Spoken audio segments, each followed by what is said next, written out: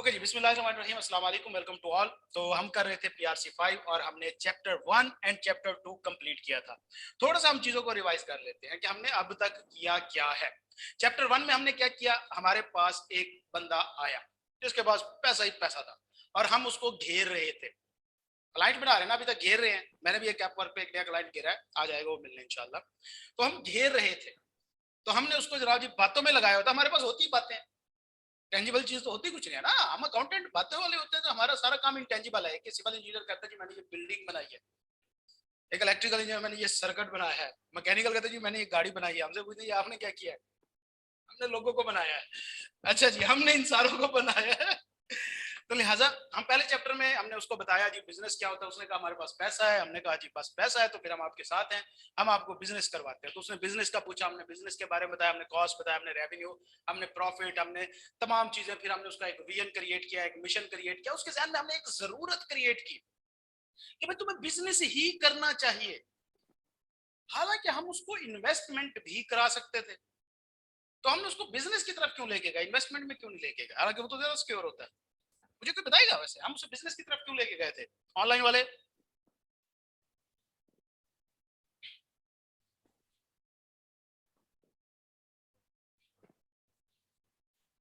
नहीं उतर short term, उसके प्रॉफिट से हमें क्या फायदा है? हम तो कंसल्टेंट है। तो भैया जिसका फायदा हमें है उसी में ही हम उसको लेके जाएंगे ना। बिजनेस किया तो लाइफ लॉन्ग हमारी जरूरत पड़ जाएगी उसको। अब उसे इन्वेस्टमेंट में लेके जाएंगे, इन्वेस्टमेंट में तो हमारा कोई ऑडिट भी नहीं होता। अगर हम उसकी कंपनी बनवा देते हैं तो हम अकाउंटिंग का काम मिल जाना, ऑडिट का मिल जाना, टैक्स का मिल जाना, पैसा ही पैसा। तो लिहाजा चले उसके बाद फिर हम जब हम दूसरे चैप्टर पे पहुंचे तो बंदा कहता है जी मैंने काम करना है। हमने कहा जी देखो काम करने के कई तरीकाकार होते हैं। उसमें कौन से तरीके होते हैं? हमने कहा दो मेन तरीके होते हैं, ऑर्गेनाइजेशंस बना के लोगों को इकट्ठा करके। उसने कहा जी किस किस तरीके से? हमने कहा या तो भाई आप पैसा कमाने के लिए काम करते हो या आप लोगों की खिदमत के लिए काम करते हो। उसने कहा जी देखो मुझे कोई लोगों की खिदमत का शौक नहीं है, ठीक है, मैंने पैसा कमाना था। हमने कहा फिर पैसे वाली साइड पे आ जाओ। तो मुझे बताओ कि बिजनेस ऑर्गेनाइजेशन की टाइप कितनी थी बच्चा? ऑनलाइन वाले टाइप्स बताएं कितनी थी? तो अलीना बच्चा बिजनेस ऑर्गेनाइजेशन की बात कर रहा हूं मैं। उसामा बशीर ठीक, शाबाश शाबाश। कौन कौन सी थी?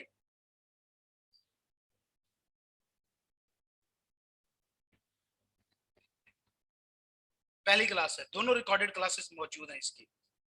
आज घर जाके आपने पहले वो देखनी है, लाजमी देखनी है। ठीक हो गया? लिंक आपको ग्रुप में मिल जाएगा इंशाल्लाह जी। बिल्कुल, company partnership and sole proprietorship. तो बंदा कहता है कि भाई ये क्या होता है? चार वाला भी आ गया। बस करो, रुक जाओ पुत्र रुक जाओ, इससे ज्यादा नहीं बढ़ानी, आपने कुछ नया नहीं लिखना, मजीद ऊपर नहीं जाना। बस ये चार बहुत है, बस यही तक ब्रेक लगा लेते हैं हम। अच्छा जी, तो हमने उसको बताया जी तीन तरह के बिजनेस होते हैं, sole proprietor, partnership and company. तो सोल प्रोप्राइटर अकेला ओनर होता है। आगे यस सर, मैं कैसे पूछ रही हूँ अगला करेक्टरिस्टिक। ऑनलाइन वाले पार्टनरशिप के करेक्टरिस्टिक्स लिखो आप। सोल पर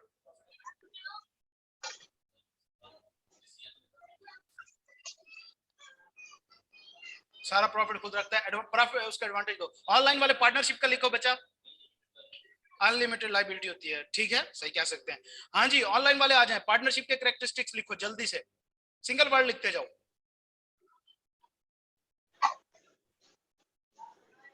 सोल कंपनी पार्टनरशिप, आगे चले आगे चले, मुझे बताएं जल्दी से, करेक्टरिस्टिक्स बताएं यार, गर्मी हो रही है। ऐसे चाह रहा इसी तो लग गया भाई। ऑल पार्टनर्स की लाइबिलिटी होती है, शाबाश। आगे कोई और? नंबर ऑफ पार्टनर बताएं मुझे। बैंकिंग कंपनी के केस में मैक्सिमम नंबर ऑफ पार्टनर कितने होते हैं? चला ऑनलाइन वाले बैंकिंग फर्म के केस में, बैंकिंग पार्टनरशिप के केस में मैक्सिमम नंबर ऑफ पार्टनर कितने होते हैं? 20 नहीं होते बच्चा, एग्रीमेंट होता है, शाबाश। 10 होते हैं, 10 होते हैं बच्चा बैंकिंग के केस में। मुझे बताएं कि प्रोफेशनल फर्म के केस में मैक्सिमम नंबर ऑफ पार्टनर कितने होते हैं? ऑनलाइन वाले जरा बताएं भाई जल्दी से।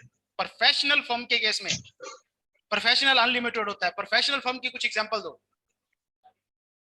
चार्टर्ड अकाउंटेंट प्रोफेशनल होते हैं हम। हाँ, प्रोफेशनल फर्म्स, लॉयर्स, अटॉर्नीज भी उसी में आते हैं, शाबाश। अच्छा अच्छा, चले चले चले, केपीएमजी, बिग फोर, बेटा ये स्पेसिफिक हो जाता है। बिग फोर तो थल्ले ना आना पुत्र। अच्छा जी, एक और चीज, प्रोफेशनल क्या होता है? प्रोफेशनल फर्म तो कहते हैं, प्रोफेशनल की डेफिनेशन क्या है?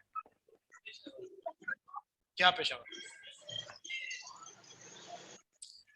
एक फर्म प्रोफेशनल फर्म कैसे होती है? वजह बेटा, प्रोफेशन या प्रोफेशनल उस शख्स को कहते हैं या उस काम को कहते हैं जिसके पीछे कोई अथॉरिटी मौजूद हो। मतलब हम चार्टर्ड अकाउंटेंट क्यों चार्टर्ड अकाउंटेंट है? हमारे ठप्पे की वर्थ होती है। हमारे ठप्पे की वर्थ कौन देता है? हमारा प्रोफेशन हमें देता है। तो लिहाजा प्रोफेशन उस फील्ड को कहा जाता है जिसके पीछे कोई अथॉरिटी होती है। ठीक है, तो लिहाजा तमाम वो प्रोफेशनल फर्म जिनके साइन या स्टैम्प्स की अथॉरिटी होती है उनको प्रोफेशनल फर्म कहा जाता है। समझ आ गई बात? तो ये पॉइंट क्लियर नहीं बेटा, वो ब्यूरोक्रेट्स होते हैं, वो तो गवर्नमेंट स्ट्रक्चर है। प्राइवेट मेडिकल क्लिनिक्स ये प्रोफेशनल है, अगर वो पार्टनरशिप है तो। चले जी, उसके बाद हमने कहा कंपनी। तीसरा सेटअप क्या था? कंपनी। कंपनी के फायदे बताओ। खुदा का खौफ कर,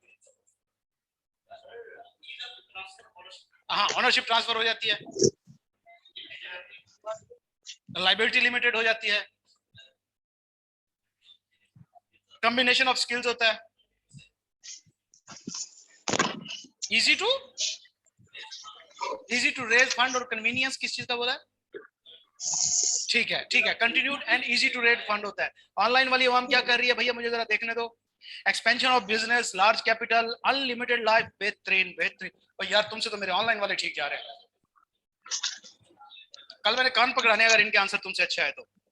शाबाश बच्चे, जीते लगे हो आप। अच्छा जी, तो ये हमने कल उसको मुख्तलिफ टाइप्स के बिजनेस बताए थे। फिर हमने कहा था कि भाई दो कानून का ख्याल रखना है जब भी बिजनेस करेंगे, एक पार्टनरशिप और एक कंपनी वाला। पार्टनरशिप एक्ट और कंपनीज एक्ट 2017, ये जस्ट आपने पढ़ लेना था। आज हम अपना चैप्टर 3 स्टार्ट कर रहे हैं, ये है ऑर्गेनाइजेशन स्ट्रक्चर। अच्छा जी, ऑर्गेनाइजेशन ऑफ अ बिजनेस, और इसके अंदर बात की स्ट्रक्चर की। देखो बेटा, आप माशाल्लाह चार्टर्ड अकाउंटेंट हो गए, आप क्वालिफाई भी हो गए, आपके पास गड्डी भी आ गई। खैर मेरे पास मोटरसाइकिल की चाबी है, ओके, ये भी आ गई आपके पास। अब आपने कहा जी हमारी शादी करो। घर में आपने रोला डाल दिया कि भाई अब हमारी शादी करो। आपकी शादी हुई। जब आपकी शादी हुई तो आपको पता चला दुनिया ही कुछ और है। घर वालों ने कहा कि आप भाई निकल जाओ। अब आपको घर से निकाल दिया गया। ऐसा ही होता है, शादी के बाद निकाल दिया जाता है। आपको घर से निकाल दिया गया बच्चा। अब जाहिर बात है आपने अपना घर बनाना है।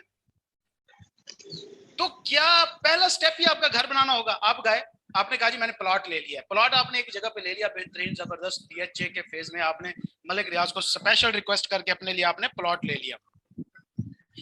तो लिहाजा प्लॉट जब आपके पास आ गया, अब आपने घर बनाना है। क्या आप स्ट्रेट घर बनाएंगे? ठीक है, बस ठीक है। क्या आप स्ट्रेट घर बना देंगे? वहां पे एक जगह देखी तो पहले तो नंबर पे मुझे ये बताएं कि आप जगह देखने के लिए किन किन चीजों का ख्याल रखेंगे, किन किन बातों का ख्याल रखेंगे जगह डिसाइड करने के लिए कि आपका घर कहां पे होगा।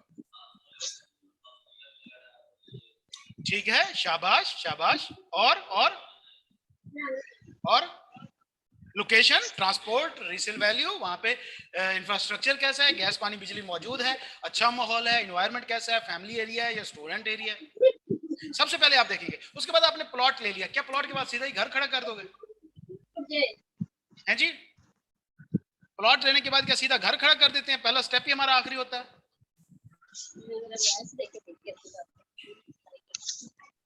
स्ट्रक्चर बनाएंगे। कैसे बनाएंगे?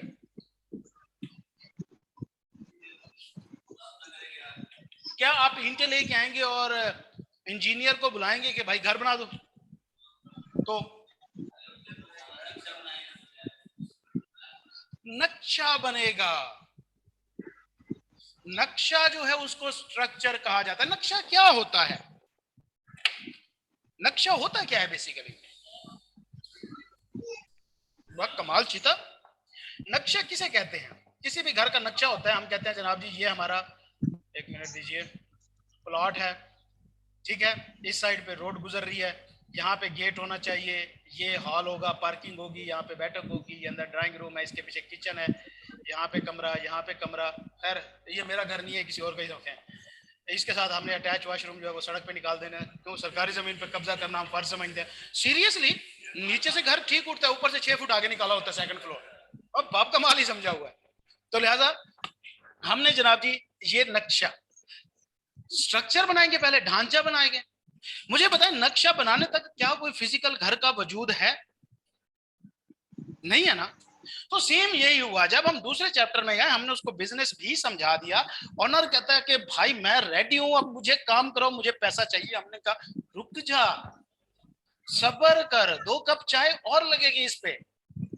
उसमें से 1 कप 3 थे, वैसे मैंने मंगवा लिया बिस्किट, उसकी किसी के मैं खा रहा हूँ। हमने उसे कहा कि भाई बैठ जा, अभी कहाँ भागते हो, अब तो आप फंसे हो हमारे पास। तो हमने कहा देखो, बिजनेस में जाने से पहले भाई उसकी प्लानिंग करनी होती है। आपको ये बैठ के पहले प्लान करना है कि देखो आप पहले तो कौन सा बिजनेस करना है। चले ये हमने डिसाइड कर लिया, हमने मैन्युफैक्चरिंग कपड़े बनाने हैं, रेडीमेड लंडा बना के सेल करना है। दूसरे नंबर पे आप ये डिसाइड करो कि आपने कितने लोग रखने हैं, से कि 35 रखने हैं। फिर ये भी तो डिसाइड करो इन 35 में से मैनेजर कितने होंगे जो सबसे टॉप पे होंगे, से कि 4 होंगे। हर मैनेजर के नीचे सुपरवाइजर कितने होंगे, ये भी तो डिसाइड करो ना पहले। ये तो नहीं है ना कि जब हर बंदा पहले हायर करेंगे फिर उसे सामने यार तेरा की करिए तो की कम कर सकते, क्या ऐसे करेंगे? बल्कि बंदा हायर करेंगे उसे कहेंगे ये तुम्हारी जगह बैठो और काम करो, क्योंकि हम पहले ऑलरेडी डिसाइड कर चुके होंगे। क्या ऐसा होता है कि आपको हायर किया जाता है एम्प्लॉयमेंट में, आप जॉब पे जाते हो और फिर बैठ के सोच रहा होता है वो यार तुमने रखते ले और तेरे तो कम की करावा, रुक जा तेरे लिए कम भी सोच रहे हैं, ऐसा होता है? बिजनेसमैन का बस चले भैया, वो आपका खून न छोड़ के पी जाए। तो लिहाजा वो सब पहले प्लान करके रखता है। तो हमने कहा कि आप भाई ये तो डिसाइड करो कि 4 जो मैनेजर है उनके नीचे सुपरवाइजर कितने होंगे, से कि 2-2 हैं। हर सुपरवाइजर के नीचे फिर कितने वर्कर होंगे। फिर ये भी तो डिसाइड करो ये जो मैनेजर है इसका काम क्या होगा, इसने करना क्या है बेसिकली। फिर ये भी तो डिसाइड करो कि सुपरवाइजर ने क्या काम करना है। फिर ये भी तो डिसाइड करो कि वर्कर्स जो होंगे नीचे हर किसी का क्या काम होगा। तो जब उसने बैठ के ये डिसाइड किया तो आपके ख्याल में क्या ये एक ऑर्गेनाइजेशन का ढांचा नहीं है? ऐसी बात है। सबसे ऊपर ऑनर होता है, फिर मैनेजर्स डायरेक्टर्स होते हैं, उसके नीचे सुपरवाइजर होते हैं, उनके नीचे एम्प्लॉयज एंड वर्कर्स होते हैं। ऐसी बात है, ऐसी बात है बच्चा ऑनलाइन वाले।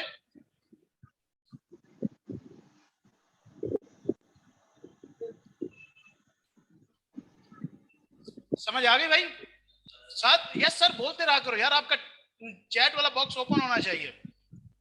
अच्छा जी, तो लिहाजा हमने उसे कहा कि चाय ले आओ, मेरी खत्म हो गई है, अब खुश्क बिस्किट खाने पड़ रहे हैं यार, पानी का तो बोल दो, पानी का बोल दो अली। अच्छा, हमने उसको कहा कि भाई देखो तुम पहले एक ढांचा बनाओ, एक नक्शा बनाओ, ताकि जिसके ऊपर हम एम्प्लॉयज, क्यों हमारे आगे चैप्टर में हमने ये भी देखना है कि एम्प्लॉयज कैसे रखने हैं, उनकी हायरिंग का तरीकाकार क्या है, उनकी फायरिंग का तरीकाकार क्या होता है, हमने एम्प्लॉयज रखने का तरीका भी उसे समझाना है।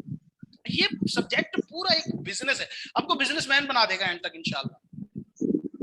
तो लिहाजा इसको आपने प्रैक्टिकली ही समझना है, थ्योरेटिकली आई कैप का पेपर जस्ट पास करने के लिए पढ़ना ये बहुत छोटे स्कोप में आ जाती है बात। अच्छा जी, तो हमने उसे कहा कि जी नक्शा बना लो, उस नक्शे को स्ट्रक्चर कहते हैं। तो लिहाजा किसी भी ऑर्गेनाइजेशन का जो स्ट्रक्चर होता है वो बेसिकली होता क्या है, वो मुख्तलिफ रिसोर्सेज की एलोकेशन वगैरह को शो कर रहा होता है।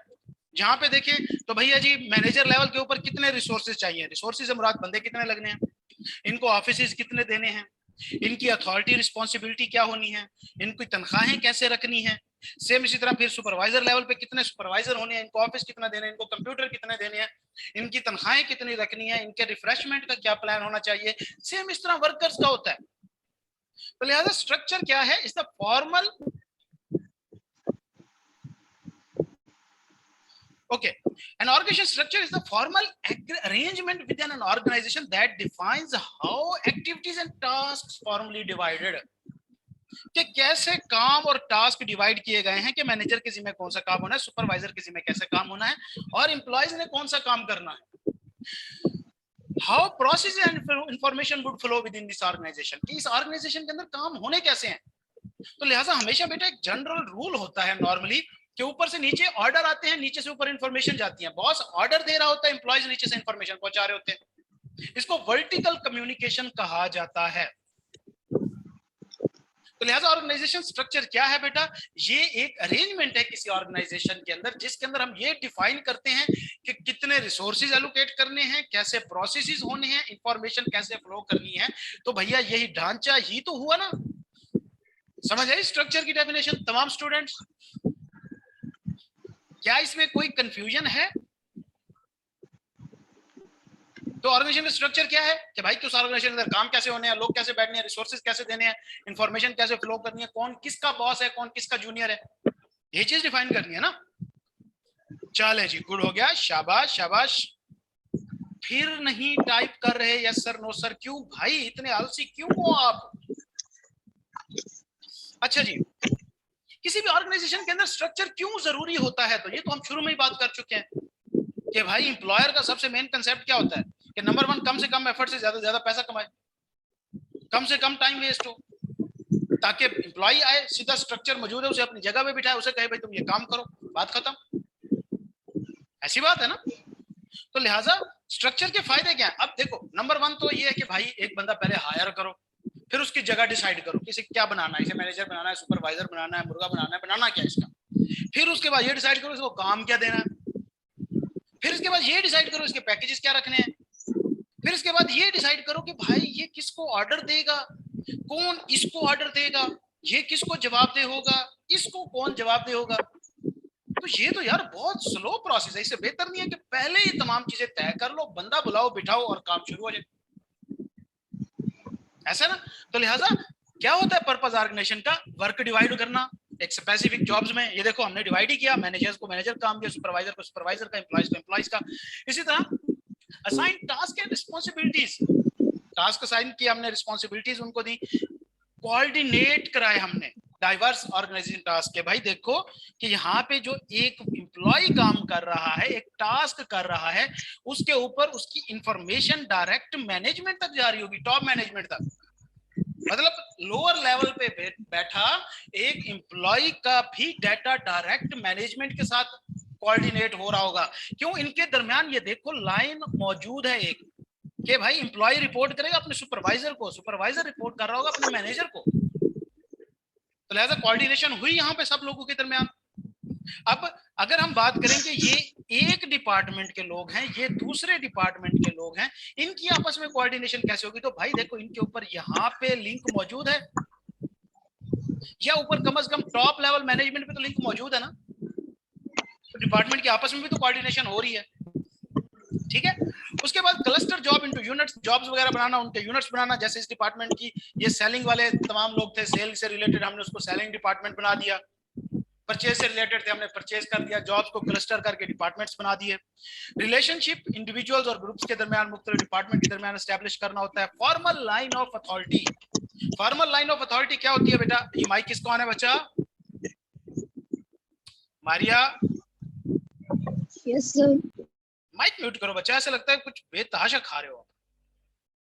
इतने सुबह सुबह इधर हमें नाश्ता नहीं मिला करने को यार, अफसोस होता है, ऐसे नहीं करते यार। आपके माइक से सर, आपके माइक से शोर आ रहा है। जी बेटा मैं बोल रहा हूँ, ये मेरी आवाज है, शोर नहीं है। अब अल्लाह ने आवाज ऐसी दी है तो मैं क्या करूँ यार। और ठीक है, इतनी प्यारी नहीं है कोयल जैसी, बहरहाल गुजारा करना है ना। कैसा शोर है पुत्र? किसी और को भी आ रहा है?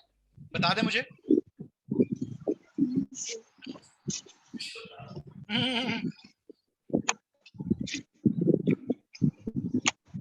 कैसा शोर है? पंखा बंद करो यार। हाँ पंखे की वजह से। अच्छा जी, अब बताएं, बेहतर हुआ? छूट है,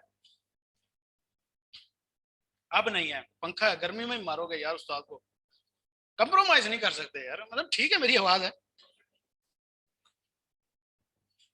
हाँ जी कंफर्टेबल पुत्र, हम उस लाइफ से निकल आए हैं। अच्छा जी हम एक्सेप्शन है, एक्सेप्शंस आर ऑलवेज देयर। चले जी, तो ऑर्गेनाइजेशन स्ट्रक्चर का ये फायदा होता है। किसी भी ऑर्गेनाइजेशन के अंदर मैनेजमेंट स्ट्रक्चर या इंपॉर्टेंस स्ट्रक्चर वगैरह, इसकी इंपॉर्टेंस क्या होती है, जस्ट पढ़ने की चीजें आप पढ़ लीजिएगा, मैंने आपको सारा समझा दिया, इससे ऊपर नहीं है। लेकिन अब दो मसले यहाँ पे मुझे आ रहे हैं आप लोगों से। नंबर वन, आपकी तरफ से कॉमन क्वेश्चन आते हैं कि सर फलाना सब्जेक्ट आ रहे, इससे रिलेटेड कोई सब्जेक्ट नहीं, क्वेश्चन नहीं आ रहे। अब दो असम्पशन है, या तो मैं बहुत ही अच्छा पढ़ा रहा हूं कि आपको जरूरत नहीं पड़ रही मेरे से पूछने की, जो कि सरासर बकवास है। दूसरी असम्पशन है कि आप पढ़ ही नहीं रहे इसको, जो कि करीने के यास है। तो बेटा अगर आप पढ़ नहीं रहे तो मुझे बता दें, और अगर आपको मेरे पढ़ाई की समझ ज्यादा आ रही है, और मैं मेरे ख्याल में सब कुछ क्लियर होता जा रहा है, हालांकि मुझे खुद हर बार नई चीजें पता चल रही होती है इसमें से, अगर आपको क्लियर होता जा रहा है तो है तो मुश्किल, लेकिन बहरहाल क्वेश्चनिंग आपकी आनी चाहिए। ये एक जनरल कंसेप्ट है। ऑर्गेनाइजेशन स्ट्रक्चर्स के टाइप कितने होते हैं? देखो बेटा, सीधी सी बात है, पहले हम ये डिसाइड करते हैं कि ऑर्गेनाइजेशन का स्ट्रक्चर डिसाइड कौन करता है, या वो कौन सा फैक्टर है जिसकी बेस पे ऑर्गेनाइजेशन का स्ट्रक्चर डिसाइड होता है। किसी भी ऑर्गेनाइजेशन के अंदर सबसे पावरफुल शख्स कौन होता है? ऑनर होता है। फुल के बोलो यार, कॉन्फिडेंस है। मास्क नीचे करो, आप भी नीचे करो, फुल नीचे करो। क्यों शर्मिंदा हुए बैठे हो? क्या क्या ऐसा जिंदगी में मुंह छुपाना पड़ रहा है? कौन होता है? ऑनर होते हैं किसी भी। ऑनर क्यों पावरफुल होता है? नहीं नहीं नहीं नहीं नहीं भैया, वो तो पैसा लगा के उल्टा फंसा पड़ा होता है। उसने अगर बिजनेस में पैसा लगाया, सेटअप किया, एम्प्लॉयज रखे, वो तो पैसा लगा के फंसा पड़ा है उल्टा। उसके पास पैसे की पावर कहां से है? कौन सी पावर होती है? क्या वो भाई लिटर बड़े अच्छे चला लेता है? क्या है भाई, वो बॉक्सर है क्या? भाई कमाल है, मैं तेरे से ये एक्सपेक्ट ही नहीं कर रहा था। ऑनर के पास होती है डिसीजन मेकिंग पावर, कि वो फैसला ले सकता है, कंट्रोल। तो लिहाजा बेटा, जिस शख्स के पास ऑर्गेनाइजेशन के अंदर पावर होती है वही डिसाइड ही करेगा ना कि ऑर्गेनाइजेशन के अंदर मामला कैसे चले, स्ट्रक्चर कैसे चलेगा। तो लिहाजा बेटा, किसी भी ऑर्गेनाइजेशन का जो स्ट्रक्चर होता है उसका डिसाइसिव फैक्टर, कि ये किस तरह का होगा, कितना बड़ा होगा, कितने लोग होंगे, किस किस का क्या क्या काम है, किस किस के पास कौन कौन सी अथॉरिटी है, ये वो बंदा डिसाइड करेगा जो पावर में होता है। तो पावर में क्या, जहां पे डिसीजन मेकिंग पावर होगी। तो लिहाजा मुख्तलिफ ऑर्गेनाइजेशन के स्ट्रक्चर जो हैं वो इसलिए मुख्तलिफ होते जाते हैं कि वहां पे पावर स्ट्रक्चर डिफरेंट होता जाता है। अगर सिंपल एक ऑनर सारी पावर अपने पास रखे, सारा कंट्रोल अपने पास रखे, सारा फाइनेंस अपने पास रखे, तो फिर तो वो भाई वो इंटरप्रेन्योरियल स्ट्रक्चर ही होगा। जिस तरह एक दुकान होती है, हाजी साहब बैठे हैं, छोटे भागदौड़ कर रहे हैं, हाजी साहब बैठ के गालियां दे रहे हैं, और वो काम चल रहा है, सारा कुछ हाजी साहब के हाथ में।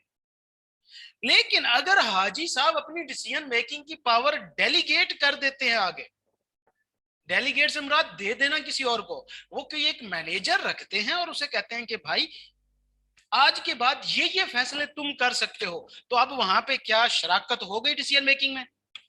हाजी साहब की अथॉरिटी डिवाइड हो गई। अब क्या हाजी साहब की सिर्फ मर्जी का स्ट्रक्चर चल सकता है? नहीं। अब हाजी साहब की भी मर्जी चलेगी, उसके मैनेजर की भी चलेगी। समझ आई बात? तो लिहाजा किसी भी ऑर्गेनाइजेशन के अंदर जो स्ट्रक्चर होता है वो डिपेंड करता है कि भैया डिसीजन मेकिंग पावर जो है वो किस तरह फैली हुई है, या किस तरह से डिवाइडेड है। अगर तो एक बंदे के पास है तो वो इंटरप्रेन्योरियल स्ट्रक्चर होगा, जिसको हम बेसिक स्ट्रक्चर कहते हैं, और नॉर्मली स्मॉल बिजनेसेस में यूज होता है। दूसरे नंबर पे हाजी साहब का बिजनेस थोड़ा सा बढ़ गया, हाजी साहब का बिजनेस काफी बढ़ गया। एक पहले उन्होंने एक छोटी सी दुकान बनाई थी, अब से कि आप पार्टनर थे, आपने लंडे का काम शुरू किया था, हमने आपको करवाया था। आप लंडा फटे पे लगाते लगाते एकदम आपने लंडे का डिपार्टमेंटल स्टोर बना लिया। अब आपके कस्टमर बढ़ गए, कस्टमर की कंप्लेंट भी आना शुरू हो गई, सेल वाले बंदे भी बढ़ गए। तो आपने क्या किया कि भाई देखो, अब सारा कुछ आप अकेले मैनेज नहीं कर सकते, बिजनेस बढ़ गया आपका। आपने क्या किया, पावर डिवाइड कर दी, सेल वाले अलहदा कर दिए, कस्टमर वाले दो लोग अलहदा कर दिए, उनके ऊपर एक एक मैनेजर लगा दिया। तो आपने क्या किया बेसिकली, कि पहले क्या था, से हम अपना चलते हैं वन नोट के ऊपर, और यहाँ पे हम थोड़ा सा एक डिजाइन बनाते हैं। मेरी पेंटिंग को बेटा क्या कहते हैं, ये कॉपीराइट प्रोटेक्टेड होती हैं, आपने कहीं पे इनको आगे स्मगल आउट नहीं करना, लोग कर देते हैं। अच्छा जी, से ऑनर था, अकेला बंदा, इसने अपने हाथ में सारा कुछ रखा था, छोटा बिजनेस था। तो जो बच्चा कैशियर के ऊपर छोटा खड़ा था, सेल वाला बंदा, वो भी डायरेक्ट ओनर के अंडर था, उसकी अलहदा कोई पहचान नहीं थी, उसके सारे फैसले ओनर ही ले रहा था।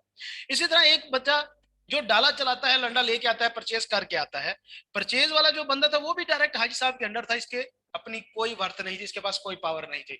सेम इस तरह कस्टमर को जो डील करने वाला बंदा था वो भी हाई साहब के अंडर था। तो ये तो एक इंटरप्रेन्योरियल स्ट्रक्चर है।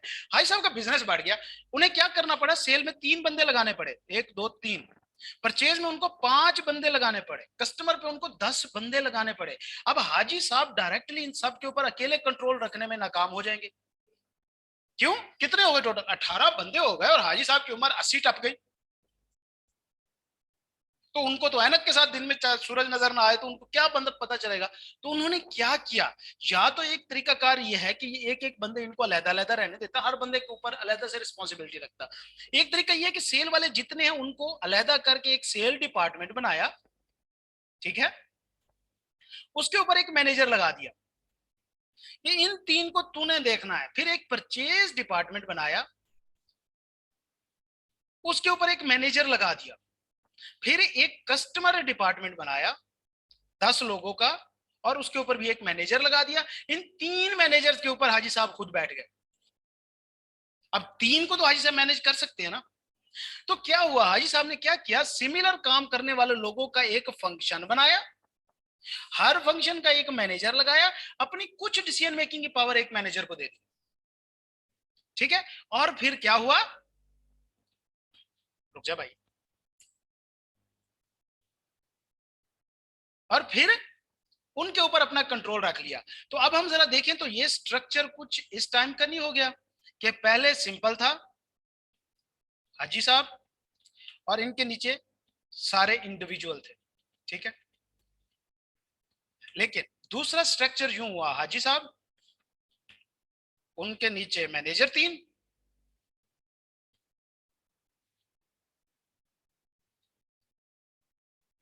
और उन मैनेजर्स के नीचे फिर सिमिलर काम करने वाले लोग, सेलिंग का एक बंदा, सेलिंग का दूसरा बंदा, सेलिंग का तीसरा बंदा। इसके नीचे जो है वो परचेज वाले जो थे 5 बंदे, इसके नीचे कस्टमर वाले 10 बंदे।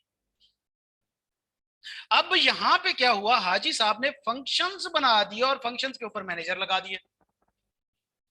इसको कहा जाता है फंक्शनल ऑर्गेनाइजेशन स्ट्रक्चर, कि जिसके अंदर ऑर्गेनाइजेशन में ऑनर क्या करता है, सिमिलर एक्टिविटीज वालों का एक मिसाल के तौर पे। अब हम इसको थोड़ा और आपकी प्रैक्टिकल लाइफ में लेके जाते हैं। कास्ट की बात करते हैं, आपकी कास्ट क्या है? गुज माशाल्लाह, गुजर बार भी बैठे हैं आप। अच्छा, आप खोखर, आप सियाल, आप सियाल, माशाल्लाह सियाल कट्ठे हुए बैठे। मैं जट हूं, ठीक है। हमारी बरादरी, पानी पड़ रहे कप, हमारी बरादरी मुख्तलिफ तरह से फैली हुई होती है। मेरा डिस्ट्रिक्ट लोधरा है, जहां का मैं रिहायशी हूँ, भावलपुर का। अब हमारे लोधरा के अंदर 10 खानदान मौजूद हैं हमारी जट बरादरी के, और हमारा खानदान मशहूर है फाटक वाला। क्यों? हमारे घर के साथ फाटक लगता है। ये एक लेवल की डिवीजन है, ये एक लेवल का आप कह सकते हैं कि फंक्शन है। जब हम बात करेंगे बरादरी की एक्सपेंशन की, तो वो इलाके में भी होगी, फिर पाकिस्तान में भी तो मुख्तलिफ जगहों पे हमारी बरादरियां मौजूद है ना। जब हम छोटे लेवल पे बात करते हैं तो हम कहते हैं जी ये फाटक वाला घर है, ये अस्पताल वालों का घर है, ये चौक पौरे वालों का घर है, ऐसी बात होती है। अब उस घर के अंदर मजीद काम तो हो रहे हैं ना, लोग बैठे हैं, उस घर का वडेरा कौन होता है? हर घर का अपना वडेरा है ना। तो भैया ये हम बात कर रहे हैं किसी बिरादरी का सिटी लेवल के ऊपर। जब एक ही सिटी में रहने वाले बिरादरी वाले किसी खानदान का तस्करा करते हैं तो वो कहते हैं जी ये फाटक वाला घर है, ये चौक वाला घर है, ये हॉस्पिटल वाला घर है। मतलब जहां जहां साथ साथ होते हैं उस इलाके के नाम से मशहूर होता है, ऐसे होते हैं, सबके ऐसे होते हैं। लेकिन उन घर के अंदर मजीद काम तो हो रहे हैं ना। जब हम सिंपल एक घर की बात करेंगे तो वो हाजी साहब की बात हो जाएगी। जब एक घर के लेवल पे बात करेंगे तो भाई घर के वडेरे के नाम से कहा जाएगा हाफिज साहब का घर, ऐसा ना। लेकिन जब इलाके वाइज की बात की जाएगी, थोड़ा सा उससे बड़ा बिरादरी में बड़े लेवल पे जाएंगे तो हम कहेंगे जी ये फलाने इलाके वाला घर है, फलाने इलाका। लेकिन जब हम कंट्री वाइज चले जाते हैं तो फिर हम इलाका वाइज कहते हैं कि भाई भावलपुर वाले जट, मुजफ्फरगढ़ वाले जट, सिंध वाले जट, ऐसी बात है। जब सिंध वाले जट है तो फिर वहां पे कश्मीर वाले जट अलहदा हो जाएंगे, हैदराबाद से आगे वाले जट अलहदा हो जाएंगे, वो अलहदा बैठ के जट अलहदा हो जाएंगे।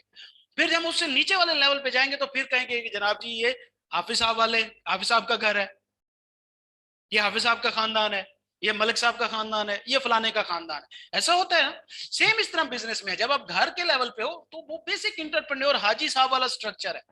फिर आप शहर पे जाते हो तो फिर शहर के अंदर भी तो घराने मौजूद है। हम कहते हैं कि लोधरा की जट बरादरी, इलाके पे ज्योग्राफी पे चले जाते हो तो फिर डिविजन्स पे चले जाते हैं हम, कि हम एरिया वाइज डिवाइड कर देते हैं अपनी बिरादरी को, कि फलाने इलाके के ये जट है। तो यही स्ट्रक्चर होता है, बेसिक स्ट्रक्चर इंटरप्रेन्योर एक घर के लेवल का, छोटे से लेवल का, जिसमें एक ही अब्बा बड़ा होता है। लेकिन जब हम बात करेंगे शहर के, तो कहा जाएगा ये फाटक वाला घर है, ये हर घर का अपना अपना एक बड़ा होगा जो कि यहाँ पे मैनेजर है, ऐसी बात है। लेकिन जब हम बात करेंगे कंट्री वाइज तो हम कहेंगे जी ये लोधरा के जट हैं, ये सिंध के जट हैं, ये पंजाब के जट हैं। वहां पे एक तो सबसे ऊपर हमारे कंट्री का मेन होता है, बड़ा होगा, ठीक है, जो कि ऑनर होगा। उससे नीचे जब हम कहेंगे तो पंजाब के जट है, तो पंजाब लेवल पे भी हमारी एक बिरादरी का बड़ा होगा, ठीक है। उसके नीचे फिर आएंगे जनाब जी ये पंजाब के लोधरा शहर के जट हैं, तो उन हमारे ऊपर एक बड़ा होगा। फिर जब हम कहेंगे ये हाफिज साहब वाला घर है, तो हमारे घर का अपना एक बड़ा होगा। तो बेसिकली स्ट्रक्चर क्यों डिफरेंट हो रहा है, हम देख रहे हैं कि जैसे जैसे डिसीजन मेकिंग पावर या बड़ों की तादाद बढ़ती जा रही है, स्ट्रक्चर एक्सपैंड होता जा रहा है। और बड़ों की तादाद बढ़ानी क्यों पड़ रही है, क्योंकि तादाद बढ़ती जा रही है, कंट्रोल मेंटेन करना है। सबसे ऊपर वजीर आजम होता है, वजीर आजम के नीचे मिनिस्टर्स होते हैं, मिनिस्टर्स के नीचे फिर ब्यूरोक्रेट्स होते हैं, ब्यूरोक्रेट्स के नीचे फिर असिस्टेंट लोग होते हैं, उनके नीचे फिर वर्किंग क्लास आती है, फिर ये मुख्तलिफ डिपार्टमेंट, और हाँ हाँ फिर चेले चपाटे नीचे आ जाते होते हैं एंड पे। तो लिहाजा स्ट्रक्चर बेस किस पे कर रहा है, दो चीजों के ऊपर बेस कर रहा है। नंबर वन तो भाई पावर के ऊपर, जैसे जैसे डिसीजन मेकिंग पावर डेलीगेट होती जा रही है निचले निचले लेवल पे स्ट्रक्चर चेंज होता जा रहा है। एंड नंबर टू के ऊपर बेस करती है एक्सपेंशन के ऊपर, एक बिजनेस जैसे जैसे बड़ा होता जाएगा वैसे वैसे उसके अंदर हमें लाइनें ऐड करनी पड़ेंगी। तो भैया इंटरप्रेन्योर स्ट्रक्चर क्या होता है, घर के लेवल पर जहां पे सिंगल ऑनर होता है। फंक्शनल स्ट्रक्चर क्या होता है, जहां पे दो लोग आ जाते हैं, यहाँ पे जिस तरह ऑनर की अथॉरिटी थी उसके नीचे मैनेजर की भी अथॉरिटी थी। उससे अगला आता है डिविजनल स्ट्रक्चर, वहां पे तीन लाइन ऑफ अथॉरिटी आ जाती है। मिसाल के तौर पे हम यहाँ पे एक खानदान बना देते हैं कि ये जनाब जी पूरे पाकिस्तान का हेड है, हमारा, हमारी बिरादरी का हेड है अंजुमन बहबूद राइया, ठीक है। ये मुझे बड़ा याद रहता है, मेरे इलाके में एक है तंजीम, ये उसका ऑनर है। इसके नीचे फिर इलाका वाइज आएंगे कि भाई ये पंजाब का, ये सिंध का होगा, ये केपीके वाले होंगे, केपीके में जाट भी होते हैं वैसे, और ये बलोचिस्तान। फिर इनके नीचे क्या होगा, ये लोधरा वाले हैं, ये फलाने हैं, ये फाटक वाले हाफिज साहब है, और फिर इनके नीचे वर्कर होंगे। तो यहाँ पे तीन डिविजन्स हो जाएंगी। ये डिविजनल स्ट्रक्चर कहलाता है, जहां पे हम डिवीजन बना देते हैं, हर डिवीजन के अंदर फिर फंक्शन होते जाते हैं मजीद। ठीक हो गया, ओके। अब हम मूव करते हैं अपने जरा टॉपिक के ऊपर, देखते जाते हैं। बेटा यहां तक अब किसी को कुछ समझ नहीं आ रहा तो वो पूछ सकता है, बाकी हम पढ़ेंगे तो ये ज्यादा क्लियर हो जाएगा। थोड़ा सा कंफ्यूजिंग चीजें हैं, लेकिन ये मैंने कोशिश किया कि आपको बहुत अच्छे तरीके से समझ आनी चाहिए। लेकिन अभी भी मेन डिसीजन हाजी साहब है बेटा, हम हाजी साहब को ऊपर लेके जाते जा रहे हैं ना, हम हाजी साहब को ऊपर ले रहे हैं। और हाजी साहब को वहीं पर रखो तो हाजी साहब के ऊपर भी तो कोई होगा ना। बाकी डिसीजन मेकिंग की मेन ताकत तो भाई अल्लाह के पास है ना। एक दिन तो सबको मरना ही है।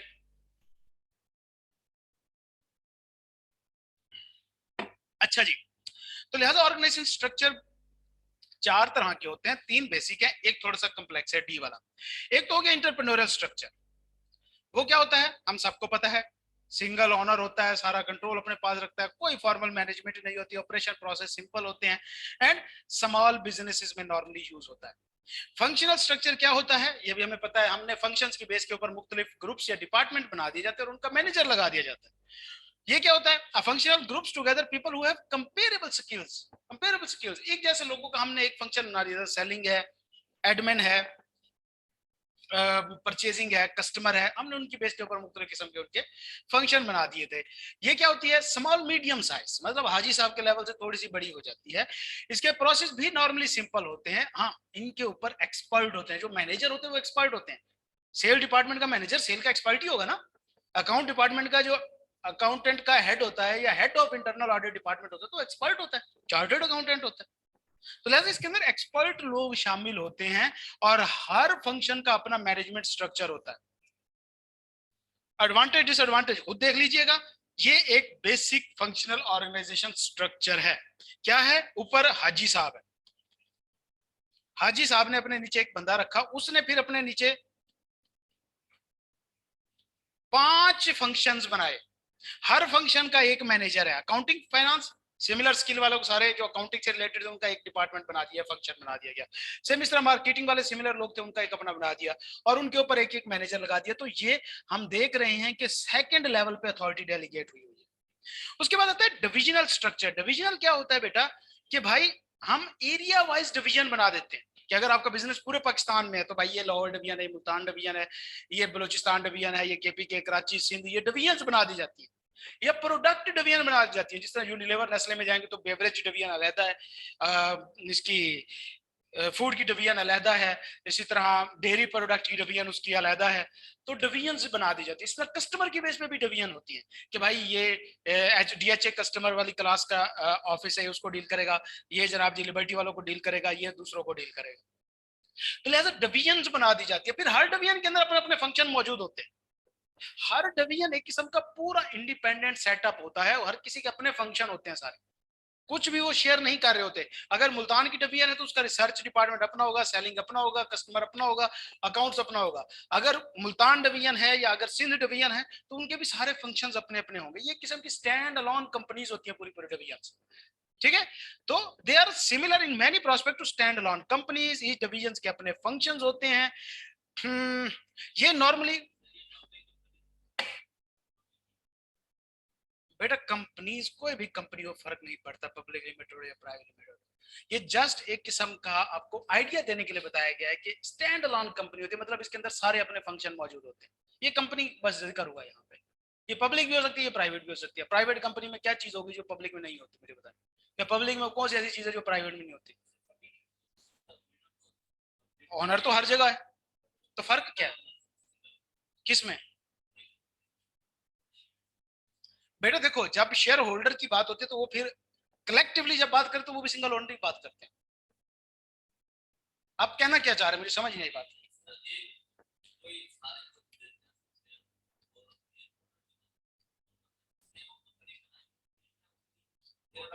कोई एक ऑनर नहीं होता बच्चा, फैसला मेजोरिटी से होता है। ऑनरशिप तय होती है, फैसला करने की पावर किसके पास है? वो मेजोरिटी से तय होता है, वोटिंग से तय होती है। कोई एक बंदा फैसला नहीं कर रहा होता। तो लिहाजा जब हम यहाँ पे कंपनी का जिक्र करते हैं तो ये किस्म की सोल प्रोप्राइटर ही आप समझ लें। लेकिन कंपनी के केस में सिंगल ओनर नहीं होता, एसएमसी प्राइवेट के अलावा कोई सिंगल ओनर नहीं हो सकता। हाँ, ये हो सकता है कि तमाम शेयर होल्डर मिलकर किसी एक को अथॉरिटी दे सकते हैं। नहीं, एक किसी एक शेयर होल्डर को भी दे सकते हैं, बोर्ड ऑफ डायरेक्टर को भी दे सकते हैं। से कि 10, अगर हम डायरेक्टर्स की बात करें तो कंपनीज में मिनिमम भी 2 4 7 8 10 डायरेक्टर होते हैं। अब उन डायरेक्टर्स का भी तो बड़ा होना चाहिए कोई एक। अब कल को एक चेक साइन होना है तो क्या 10 डायरेक्टर साइन करेंगे? तुम्हें तो जगह ही नहीं होती उसके ऊपर।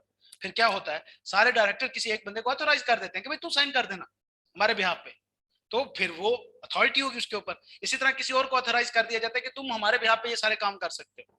तो कोई एक ऑनर नहीं होता, अथॉरिटीज डिवाइड होती है ना। बोर्ड ऑफ डायरेक्टर से नीचे होता है, सबसे ऊपर बोर्ड ऑफ डायरेक्टर ही होता है। अच्छा जी, एक मिनट जी।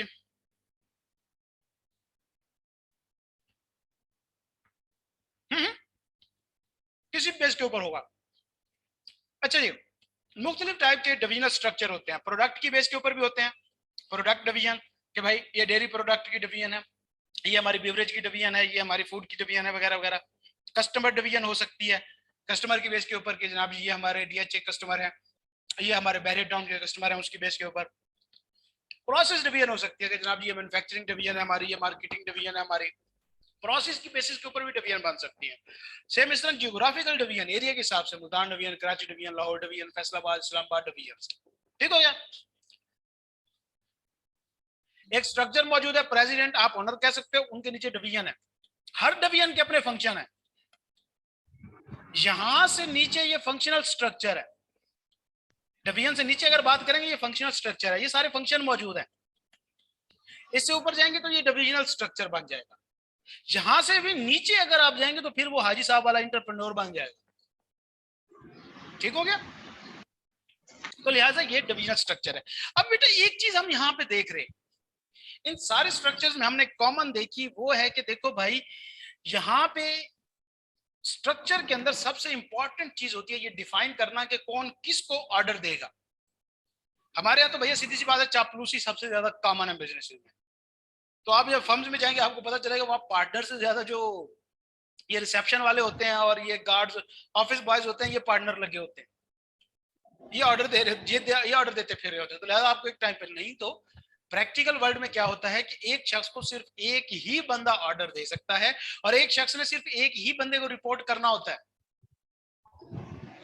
ठीक है, ऐसा ही होता है ना। और बेहतर भी तो यही है ना भाई, क्या इससे ज्यादा एफिशिएंट अप्रोच हो सकती है? या एक से ज्यादा ऑनर होने चाहिए, एक से ज्यादा ऑर्डर देने वाले हो, क्या ये बेहतर है? बिल्कुल, हर डिवीजन में फंक्शनल ऑर्गेनाइजेशन होगी। आप उसामा बशीर जी मुझे बताएं कि क्या ये बेहतर है कि एक बंदे को एक ही बंदा ऑर्डर दे या एक बंदे को चार चार ऑर्डर देते फिरे, हर बंदा ही मालिक बना फिर रहा, पार्टनर बना फिर रहा? बेहतर तो यही है ना कि अगले बंदे को पता हो कि उसने करना क्या है, किसकी बात सुननी है। लेकिन इसका मसला एक होता है कि एक बंदे की तो एक ही प्रायोरिटी हो सकती है। मिसाल के तौर पे जब हम ऑडिट में जाते हैं तो हमारे ऑडिट मैनेजर होते हैं। ऑडिट हमारा जरा थोड़ा सा स्ट्रक्चर बनाते हैं फर्म का होता कैसे, मैं आपको दिखा दूं फर्म के अंदर क्या होता है। हाँ जी, तो फर्म के अंदर ये अब कोई स्ट्रक्चर नहीं होता भाई, खिचड़ी होती है। ले चले फिर भी मैं आपको बता देता हूँ, कुछ समझ नहीं आता कि कौन पार्टनर है कौन मैनेजर है। बिग फोर को निकाल दो तो बेड़ा ही करके। अच्छा जी, मैं आपको बता रहा हूँ कि कैसे होता है। सबसे ऊपर होता है पार्टनर, उसके नीचे होते हैं डायरेक्टर्स। एक डिटेल हम बना रहे हैं, director taxation, director account audits, director advisory, director ERP, director quality assurance, director होते हैं। डायरेक्टर्स के नीचे मैनेजर्स आते हैं, ये काम करने वाले लोग होते हैं। मैनेजर्स के नीचे असिस्टेंट मैनेजर आते हैं, असिस्टेंट मैनेजर के नीचे सुपरवाइजर आते हैं और सुपरवाइजर के नीचे ये आते हैं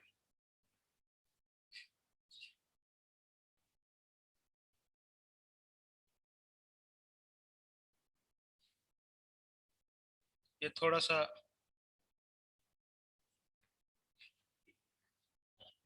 खोता, हम लोग ट्रेनिस। तो ये एक स्ट्रक्चर होता है हमारी। मेरी पेंटिंग नहीं चोरी करनी पुत्र, ये एक हमारी फर्म का नॉर्मल स्ट्रक्चर होता है कि भाई सबसे ऊपर पार्टनर होते हैं, पार्टनर के नीचे डायरेक्टर्स, डायरेक्टर्स के नीचे मैनेजर, मैनेजर्स के नीचे असिस्टेंट मैनेजर, असिस्टेंट मैनेजर के नीचे सुपरवाइजर, सुपरवाइजर के नीचे खोते। हम ट्रेनीज लोग होते हैं सारे। अच्छा, अब बेटा देखो, नॉर्मली हमारे ज्यादातर काम कर रहा होता है ये मैनेजर, इसने काम कराना होता है। ये डायरेक्टली सुपरवाइजर से भी बात कर रहा होता है और हमसे भी बात कर रहा होता है बाजू का। मैनेजर की प्रायोरिटी ये होती है कि भैया ऑडिट टाइम पे होना चाहिए, ऐसी बात है ना, ऑडिट टाइम पे कंप्लीट होना चाहिए, ये मैनेजर की प्रायोरिटी है। तो बेटा देखो, हमें एक यूनिवर्सल रूल पता है कि अगर हम क्वालिटी बेहतर करेंगे तो टाइम ज्यादा लगेगा, अगर टाइम बचाना तो क्वालिटी पे कंप्रोमाइज करना पड़ेगा। अब ठीक है यार, नॉर्मल जगह पे हो जाता है छोटे मोटे कामों में कि भाई क्वालिटी पे कंप्रोमाइज थोड़ा बहुत बर्दाश्त होता है, लेकिन कुछ ऐसी स्पेशलाइज्ड इंडस्ट्री है जिसमें क्वालिटी पे हम बर्दाश्त नहीं कर सकते। से कि हमारी एरोनॉटिकल इंडस्ट्री, वहां पे जो पायलट ट्रेन हो रहे हैं, अगर उनकी क्वालिटी पे कंप्रोमाइज करेंगे तो फिर अभिनंदन निकलेंगे। टाइम बचाए तो क्वालिटी तो जाती है।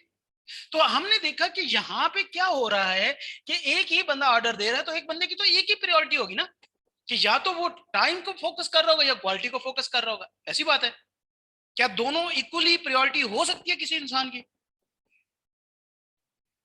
नहीं हो सकती भाई, बहरहाल एक इंसान फेवर देता है किसी न किसी चीज को, इक्वल प्रायोरिटी नहीं हो सकती। तो लिहाजा अगर एक बंदा एक शख्स को ऑर्डर दे रहा है तो मतलब हो सकता है या तो वो क्वांटिटी पे फोकस कर रहा है या तो क्वालिटी पे कर रहा है, एक चीज कंप्रोमाइज हो रही है। ऐसी बात है। ऑनलाइन स्टूडेंट तमाम, क्या बात क्लियर है पुत्र? मासूम खोते आइन को मासूम को कहा जाता है, कहते हैं ये जो डायरेक्टर और बोर्ड डायरेक्टर में क्या फर्क होता है बेटा? डायरेक्टर अगर इंडिविजुअल्स बात करेंगे तो डायरेक्टर होता है, उनका collective noun board of director होता है। ठीक है, जिस तरह फर्म और पार्टनर होते हैं, इंडिविजुअली पार्टनर को कहेंगे वो पार्टनर होंगे, कलेक्टिवली कहेंगे तो वो फर्म हो जाएगी। क्लियर है, क्लियर है, क्लियर? क्या बेटा खोते का कंसेप्ट क्लियर है? ये सारा कुछ क्लियर है?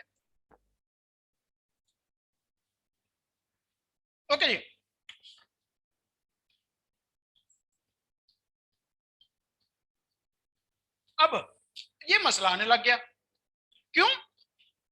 हमने तीनों स्ट्रक्चर में देखा है कि लाइन जो है वो एक बंदे के ऊपर एक ही ऑनर है। मतलब मैं ये नहीं कह रहा कि एक के ऊपर एक मैनेजर है नीचे 3 लोगों के ऊपर, तो वो एक ही है ना। अगर मैनेजर के ऊपर कोई डायरेक्टर है तो वो भी तो एक ही होगा ना, दूसरा डायरेक्टर दूसरे डिपार्टमेंट के मैनेजर के ऊपर होगा। मतलब हर बंदे के ऊपर एक बंदे की कमांड आ रही है ना, यहाँ पे हमने देखा है। अगर सेलिंग सुपरवाइजर एक मैनेजर के नीचे 3 है, तीनों के ऊपर कमांड करने वाला तो एक ही मैनेजर है ना। तो उस एक मैनेजर की एक प्रायोरिटी हो सकती है ना, या तो वो क्वांटिटी को देखे या तो क्वालिटी को देखे। तो हमारी जो स्पेशलाइज्ड इंडस्ट्री होती है वहां पे क्वालिटी और क्वांटिटी दोनों पे फोकस नहीं किया है। मिसाल के तौर पे जंग छिड़ गई और आपको जहाज प्रोड्यूस करने हैं, तो क्या टाइम आपकी प्रायोरिटी होनी चाहिए, क्वालिटी होनी चाहिए? बताएं मुझे। टाइम होना चाहिए, जहाज दरमियान में क्रैश हो जाए सदके, तो फिर बना के करना क्या जब वो जंग में भी ना लड़े। हाँ, उनका खुद का ही पंप है फिर। तो भाई टाइम अगर तुम प्रायोरिटी देते हो तो क्वालिटी फारेग है। तो क्वालिटी लेस जहाज किसी काम के हैं भाई? वो अभी उन्होंने मिसाइल छोड़ा था, तजर्बा कर रहे थे, वो पाकिस्तान में गिर गया। अब उनको मौत पड़ी हुई है इंडिया वालों को, इन्होंने मिसाइल बना लेना रिवर्स इंजीनियरिंग से।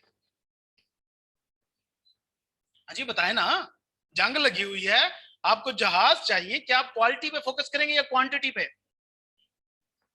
अब एक बंदा तो दो पे नहीं कर सकता। क्वालिटी पे बात करेंगे बेटा, क्वालिटी बनाते रहो, जंग निकल जाए। हाँ, उनको या तो फिर रोको कि भाई ब्रेक, वो छोटे तो खेलते थे ना, वो थूक पैक कहते थे ब्रेक छोटी, या टी टाइम, या वो कहते थे 2 मिनट रुक जाते थे भाई, आप किसी ने पकड़ना, पानी शानी पी के सांस लेके फिर बात पढ़ते थे, जो पकड़ो।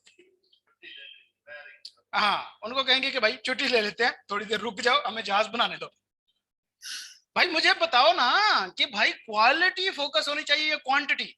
किसी एक चीज को फोकस कर सकते हैं हम, इसमें प्रायोरिटी दे सकते हैं? दोनों करनी चाहिए, दोनों प्रायोरिटी होनी चाहिए। तो बेटा फिर अब हम तीनों स्ट्रक्चर देख चुके हैं, इसमें तो एक ही बंदा कमांड कर रहा है और एक बंदे की तो एक ही प्रायोरिटी होगी, लिमिटेशन है ना। तो यहां पे आके हमें चौथे स्ट्रक्चर की जरूरत पड़ी कि एक बंदे के ऊपर डबल प्रेशर डालो। तो फिर क्या होता है कि ऑडिट मैनेजर जो होता है बेटा, ये होता है टाइम फोकस्ड।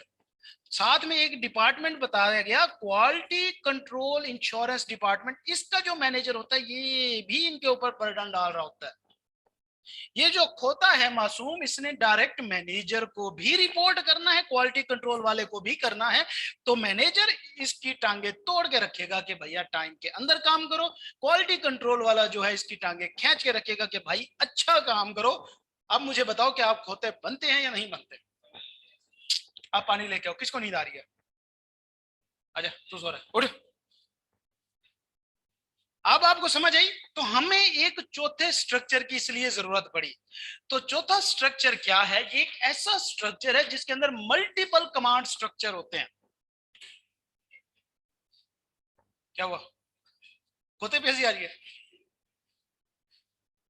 ये बेटा आपके साथ होने वाला है प्रैक्टिकली, बेफिक्र हो। हैं जी? समझ आई? तमाम स्टूडेंट्स ऑनलाइन वाले एक बार यस सर बोलो, जा सो तो नहीं गया बेटा?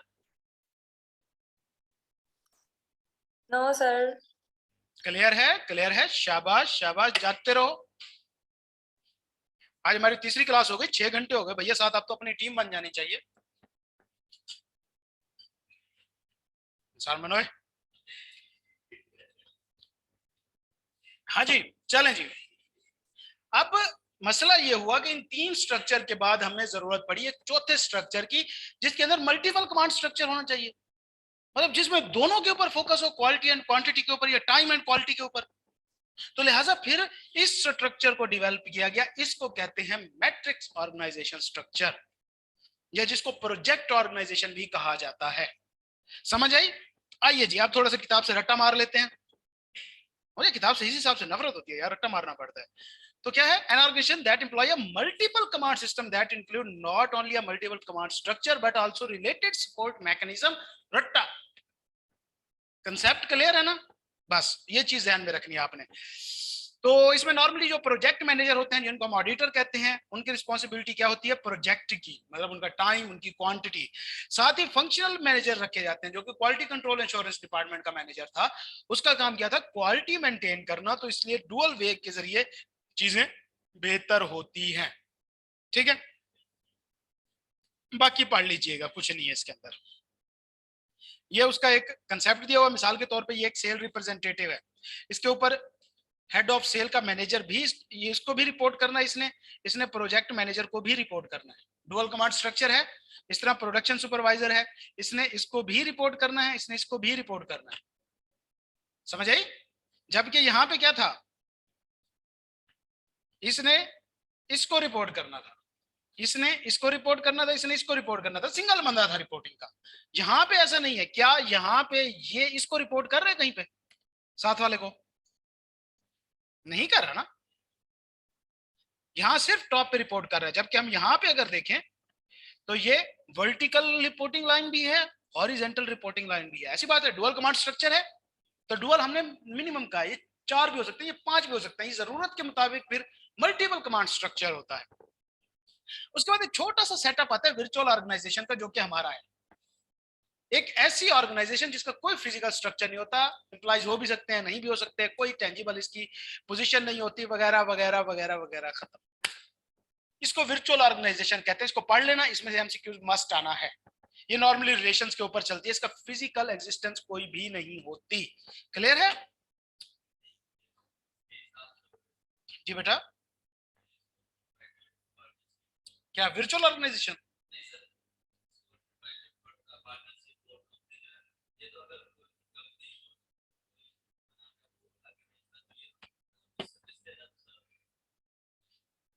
ये स्ट्रक्चर की बात कर रहे हो? ये स्ट्रक्चर सारों के अंदर यूनिवर्सल है।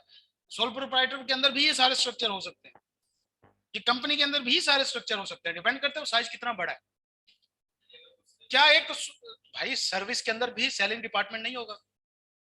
जिसने, हम कॉलेज है ना, हमारी कॉल्स आपको जाती हैं, हमारा मार्केटिंग डिपार्टमेंट है, हमारा कस्टमर सपोर्ट डिपार्टमेंट है, डील करता है ना आप लोगों को।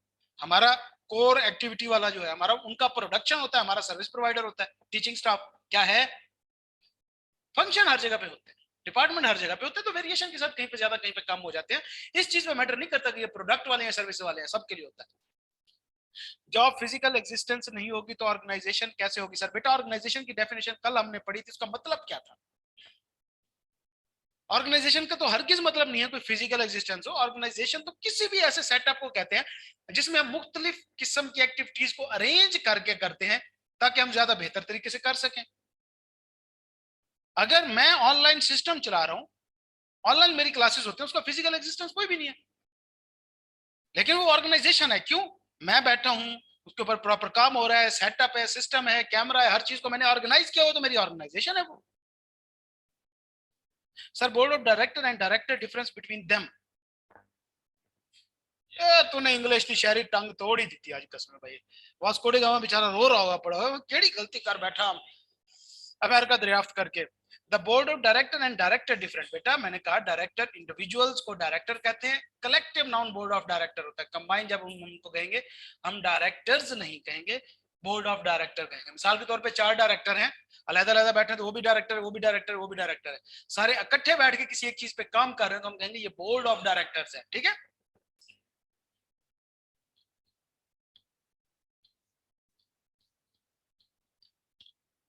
अच्छा जी, किसी ऑर्गेनाइजेशन के की एलिमेंट्स क्या होते हैं, मैं आपको कंसेप्ट बताऊंगा, पढ़ना आपने खुद है। पहले नंबर पे आता है डिपार्टमेंटलाइजेशन। डिपार्टमेंटलाइजेशन क्या होता है? ये फंक्शंस को ही कहा जाता है। मतलब सिमिलर एक्टिविटीज को, लोगों को हम इकट्ठा करके एक डिपार्टमेंट बना देते हैं, जिसको डिपार्टमेंटलाइजेशन कहा जाता है। चेन ऑफ कमांड क्या होता है? चेन ऑफ कमांड बेटा वो लाइन ऑफ अथॉरिटी है जिसमें इंफॉर्मेशन एंड ऑर्डर फ्लो हो रहे हैं, कि भाई इसके ऊपर कौन सीनियर है, इसके ऊपर कौन सीनियर है, इसके ऊपर कौन सीनियर है, कौन किसको ऑर्डर दे सकता है। ये जो पूरी एक चेन है कि प्रेसिडेंट जो है वो मिनिस्टर को ऑर्डर देता है, मिनिस्टर आगे सेक्रेटरी को ऑर्डर देता है, सेक्रेटरी आगे कमिश्नर को ऑर्डर देता है, कमिश्नर आगे असिस्टेंट कमिश्नर को देता है, वो डीपीओ को देता है, डीसीओ को देता है, एंड तक आता है।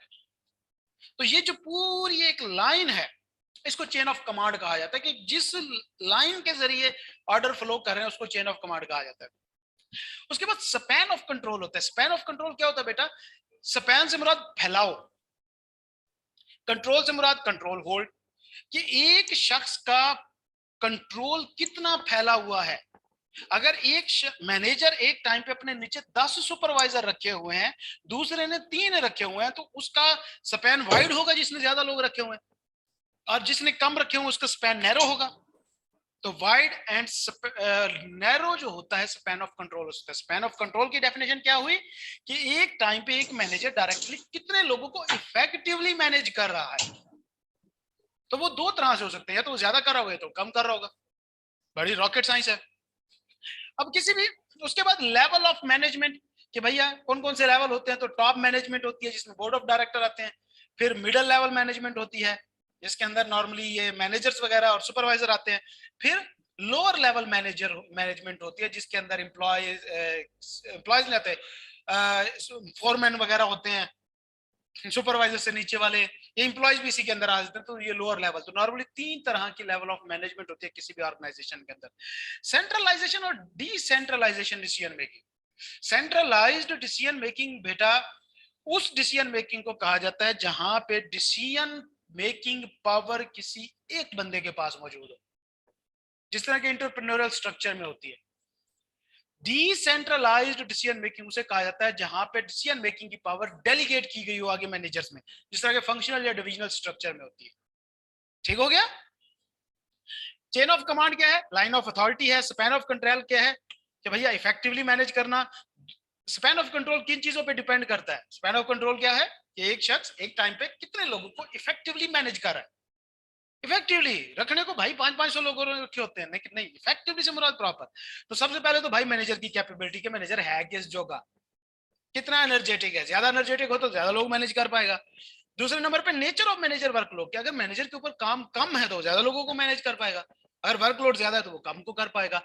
नेचर ऑफ वर्क, अगर काम रूटीन का है कि लोगों को ज्यादा डेली बेसिस पे ट्रेनिंग की जरूरत नहीं है तो फिर ज्यादा लोग मैनेज कर लेगा।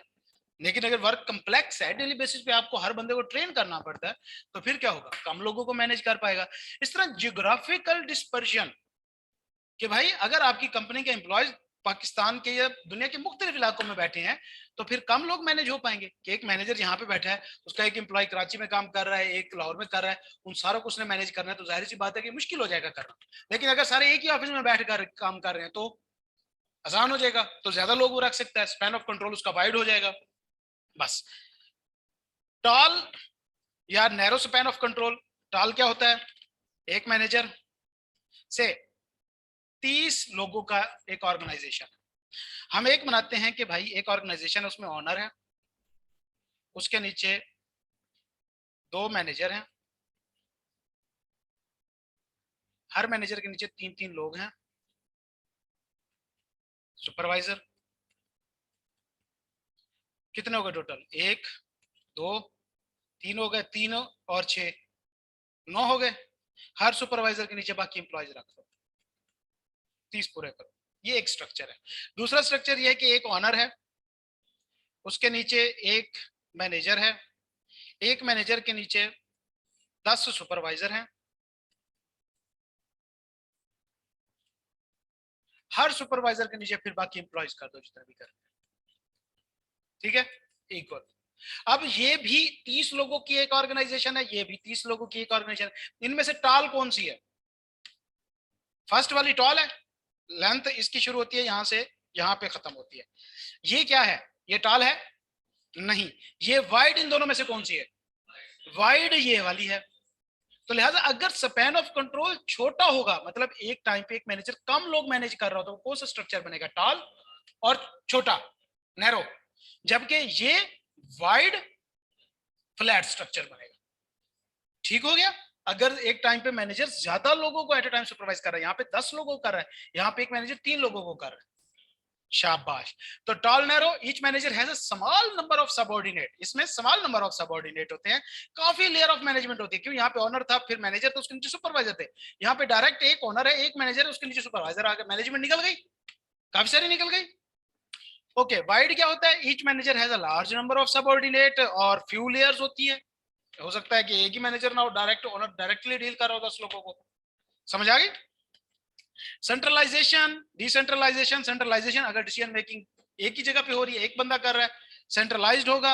एडवांटेजेस देख लीजिएगा, क्विक डिसीजन मेकिंग होती है, डिसेंट्रलाइजेशन क्या होती है कि अगर मुख्तलिफ जगह पे फैली हुई है, उसके एडवांटेजेस क्या है कि भाई जो नॉर्मली मैनेजर्स के साथ मिलकर अगर डिसीजन मेकिंग होती है तो मैनेजर ज्यादा स्किल्ड लोग होते हैं बनस्बत ऑनर के, और वो ग्राउंड रियलिटीज को ज्यादा बेहतर अंदाज में समझते हैं। इसकी वजह से वो एक बेहतर डिसीजन ले सकते हैं। नुकसान क्या है? टाइम लगेगा भाई डिसीजन मेकिंग में। बाकी ये नीचे डिफरेंस दिया हुआ है टेबल में, आपने खुद देख लेना इसको। चले जी, तो ये हमारा चैप्टर 3 खत्म हो गया ऑर्गेनाइजेशन स्ट्रक्चर का। तो क्या हुआ यहाँ पे? चैप्टर खत्म, ये चीज चैप्टर खत्म हुआ भाई। इस चैप्टर में हमने क्या सिखाया? हमने एक नक्शा बनाना सिखाया ऑनर को कि भैया नक्शा बनाओ पहले। क्या बिजनेस स्टार्ट करा दिया हमने उससे? बेफिक्र हो, हमने नहीं कराना। अभी उसको बड़ी चाय पिलानी है हमने, बड़े पैसे ऐसे उससे खाने हैं, अभी फीस बढ़ा रहे हैं हम उसकी, हम 25, वो होने दो, हमारा क्या जाता है। ओके, यहां तक पहुंचने पर क्या हुआ? अच्छा मुझे बताएं, क्लियर है ना बच्चा? लेवल ऑफ कोहेसिवनेस, बेटा लेवल ऑफ कोहेसिवनेस बॉन्डिंग को कहते हैं। अगर लोगों की आपस में बॉन्डिंग अच्छी है तो वो ज्यादा लोग भी एक जगह पे बैठ के इफेक्टिवली मैनेज हो जाएंगे। लेकिन अगर लेग पुलिंग है, सियासत है, एक दूसरे के साथ नफरत है, मुनाफकत है, मफाद परस्ती है, लानती लोग हैं, फसादी लोग हैं, तो फिर ज्यादा लोगों को इकट्ठे मैनेज करना मुश्किल हो जाएगा। रुकैया, क्लियर है बच्चा? पॉसिबनेस का मुराद है बॉन्डिंग, इंटरनल बॉन्डिंग आपस में, एम्प्लॉइज के आपस में सर रिश्ता कैसा है, ताल्लुक कैसा है, एक दूसरे अच्छा फील करते हैं, एक दूसरे कंपनी में कैसा महसूस करते हैं। ठीक है, ये महसूसमेंट की बात होती है। चलो जी, तो भैया यहां तक किसी का कोई क्वेश्चन? ऑनलाइन वाले तमाम एक बार यस सर बोले, नहीं तो नहीं आ गई सबको? I am concern. ब्रेक लेनी है ना करो यार, आधा घंटा हम एथिक्स वाला कर लेते हैं अभी, छोटा सा नमूना सा आपको अखलाकियात सिखाना बहुत जरूरी है, आपकी तरबियत बहुत बिगड़ी हुई है। चले जी, चले चले चले चले, जल्दी से जल्दी से जल्दी से, टाइम नहीं है।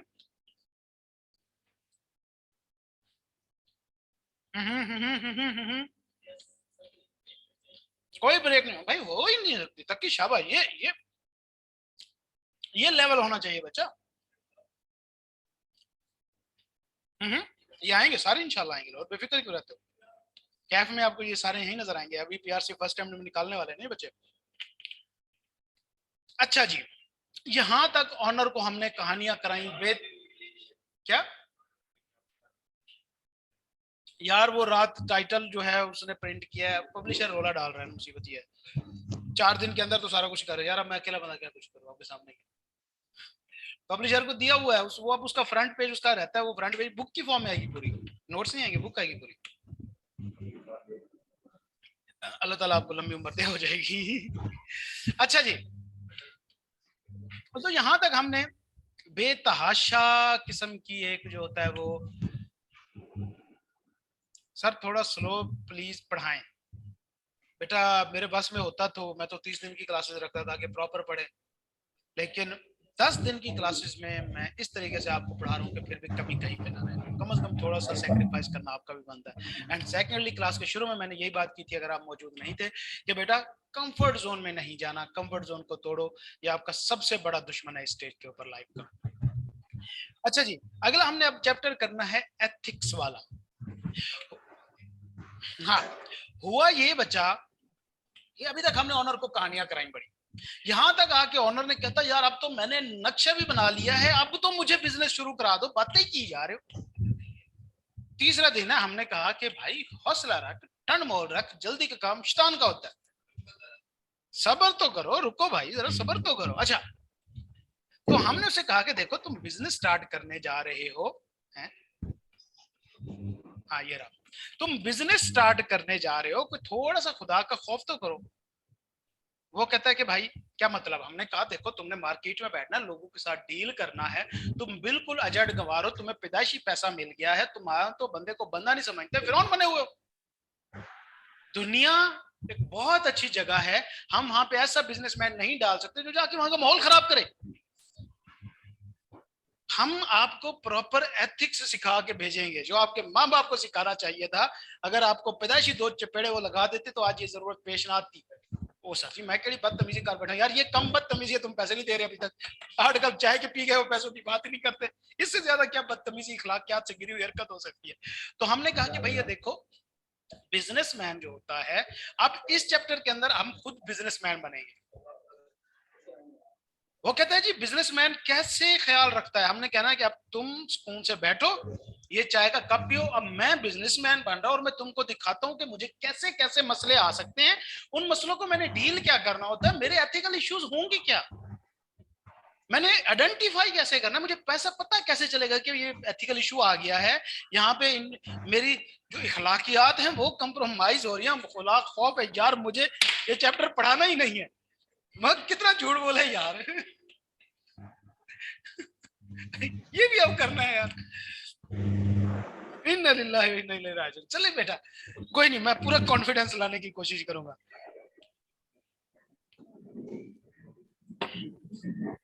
सुबह से पानी पिलाई जा रहे हो, साथ बिस्किट भी दो, गले में फंस गया पानी नीचे उतारने के लिए। अच्छा जी, तो हमने उसको कहा कि भैया तो हम आपको इखलाकियात सिखाएंगे। अब हम जो है वो बिजनेसमैन है आपके सामने, और of Ataur Rahman of please. क्या हुआ, माइक ऑन है किसी का? अब बेटा माइक ऑफ रखा करें, एक मेरा ऑन है, मेरी अपनी आवाज आपको बर्दाश्त करनी पड़ती है, यही बहुत है यार। आप फिर अपने माइक ऑन कर लेते हो। अच्छा जी, हमने कहा कि ये हम अब हैं बिजनेसमैन, हमने हाथ तिखे कर लिए, जारी बात है हम तो हैं मार्केट में बैठे हैं, बंदा घेरा हुआ, इससे ज्यादा बड़ा बिजनेसमैन क्या होगा। अब हम आपको दिखाने जाते हैं, हम सबसे पहले आपको बताएंगे एथिक्स क्या होते हैं। वो कहते जी बताओ क्या है। हमने कहा कि ये डिसिप्लिन होते हैं, ये डिसिप्लिन होते हैं जिनकी बेस के ऊपर आप आइडेंटिफाई कर सकते हो अच्छी और बुरी चीजें। आप जिसकी बेस के ऊपर बैड एंड गुड थिंग्स को हाईलाइट कर पाते हो, इसको एथिक कहा जाता है। Ethics is defined as a discipline dealing with that is good, dealing with what is good and bad, with moral duty and obligation, कि आप अच्छे को अच्छा डील करो, बुरे के साथ बुरे ना बन जाओ। ये गलत डेफिनेशन है, लेकिन बहरहाल आपने अच्छे या बुरे के साथ डील कैसे करना है ये एथिकल होता है। बिजनेस एथिक्स से क्या मुराद है कि ये बिजनेस के अंदर आपने लोगों को कैसे डील करना है, उसके प्रिंसिपल्स बिजनेस एथिक्स कहलाते हैं। अब मसला सबसे बड़ा ये होता है कि पता लगाना कि भाई इशू आ रहा है या नहीं आ रहा है एथिकल का।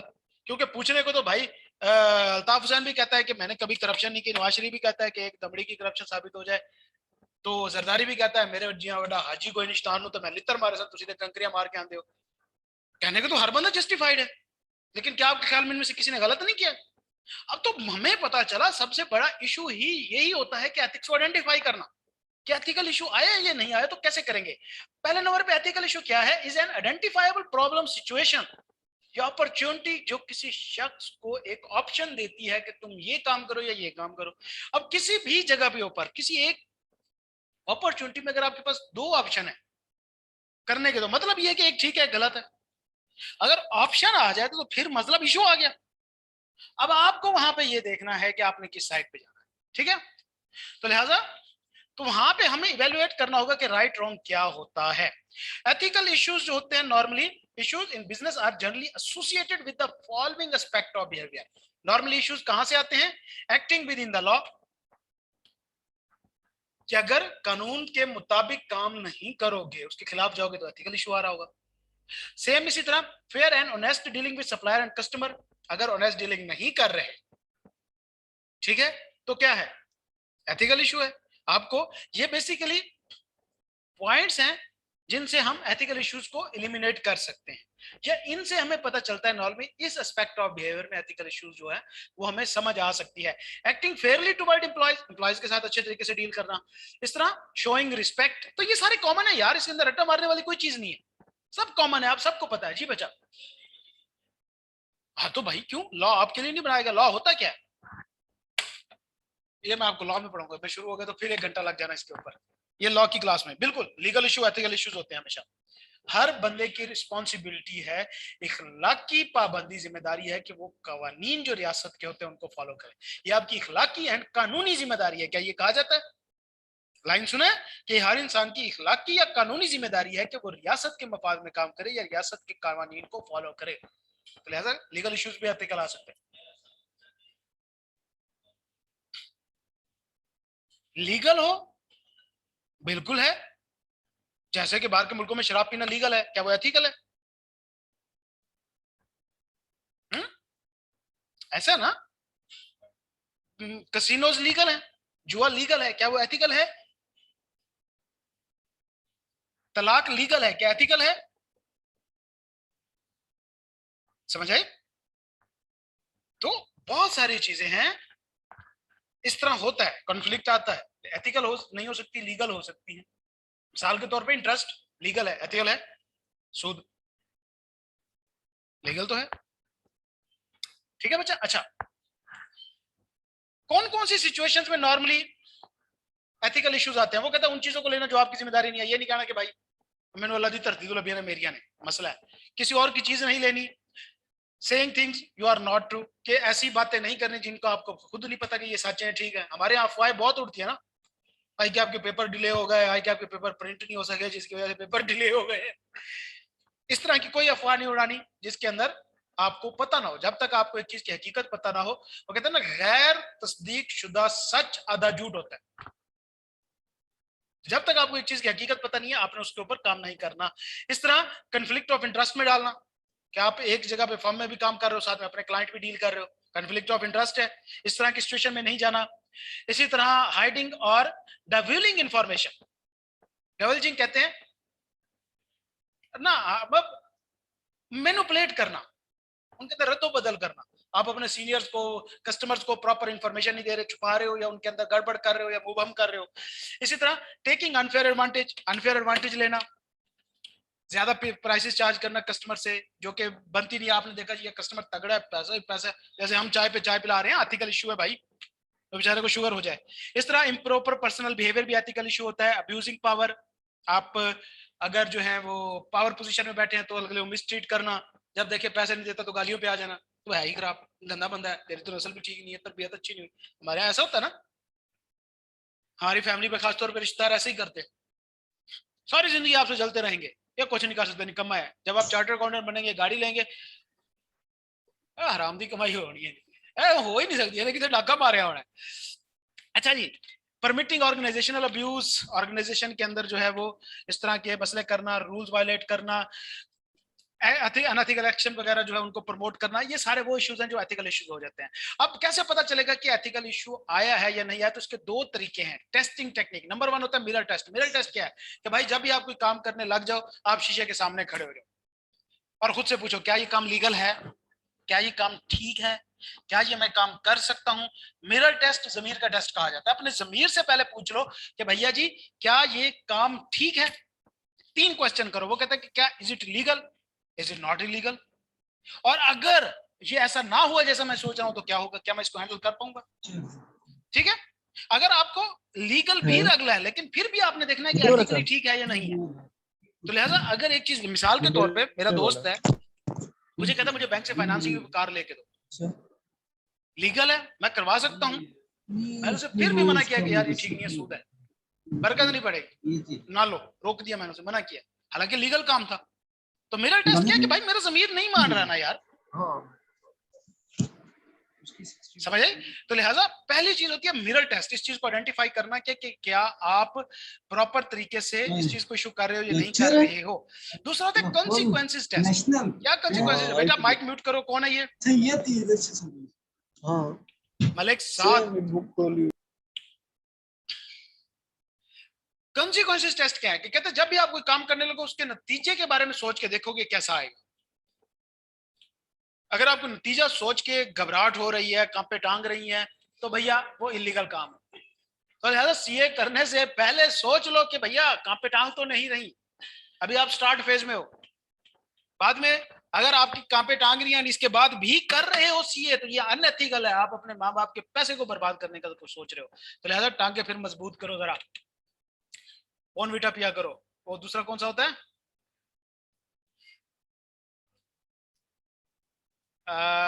ठीक है, हाँ जी, चलो जी। उसके बाद हर बंदे की, हर बिजनेसमैन की ये रिस्पॉन्सिबिलिटी है कि वो सोशली रिस्पॉन्सिबल रहे, अपने ब्रांड बिल्ड करे, अपना इमेज बिल्ड करे, एम्प्लॉयज के साथ प्रॉपर तरीके से डील करे, उनको पूरी तनख्वाह दे, उनके ख्याल का, उनके राइट्स का ख्याल रखे, सोसाइटी के राइट्स का ख्याल रखे, सोशल वेलफेयर के काम करे। भाई वो इंसान से फरिश्ता बन जाए, ये हर बिजनेसमैन की कॉर्पोरेट रिस्पॉन्सिबिलिटी है। प्रिंसिपल्स क्या है? वो कहता है कि बिजनेस सोशल कॉर्पोरेट रिस्पॉन्सिबिलिटी। अच्छा बेटा, यहाँ पे ये सारी चीजें कॉमन अंडरस्टैंडिंग की है सिवाय हेडिंग्स के। क्वेश्चन में अगर आप कंफ्यूज होंगे तो वो हेडिंग से होंगे, आपको हेडिंग्स याद होनी चाहिए, क्यों सिमिलर चीजें हर हेडिंग के अंदर है तकरीबन तकरीबन, थोड़ी बहुत वेरिएशन के साथ। तो वो इसी वेरिएशन को यूज करेगा, मैनिपुलेट करेगा, और ये चैप्टर पूरे 10 नंबर का है। ये 2 पेजेस हैं जस्ट, पूरे 10 नंबर के हैं, इसके बाहर से कुछ भी नहीं आने वाला। इससे ज्यादा मजे की बात क्या होगी कि आज की एक क्लास में हमने 20 नंबर कवर कर लिए। ठीक है, वो कहता है किसी भी ऑर्गेनाइजेशन को एथिकल वे में डील करना चाहिए विद इंटेग्रिटी। इंटेग्रिटी क्या कहते हैं? स्ट्रेट फॉरवर्डनेस, कोई चीज छुपानी नहीं है, ईमानदारी के साथ काम करो।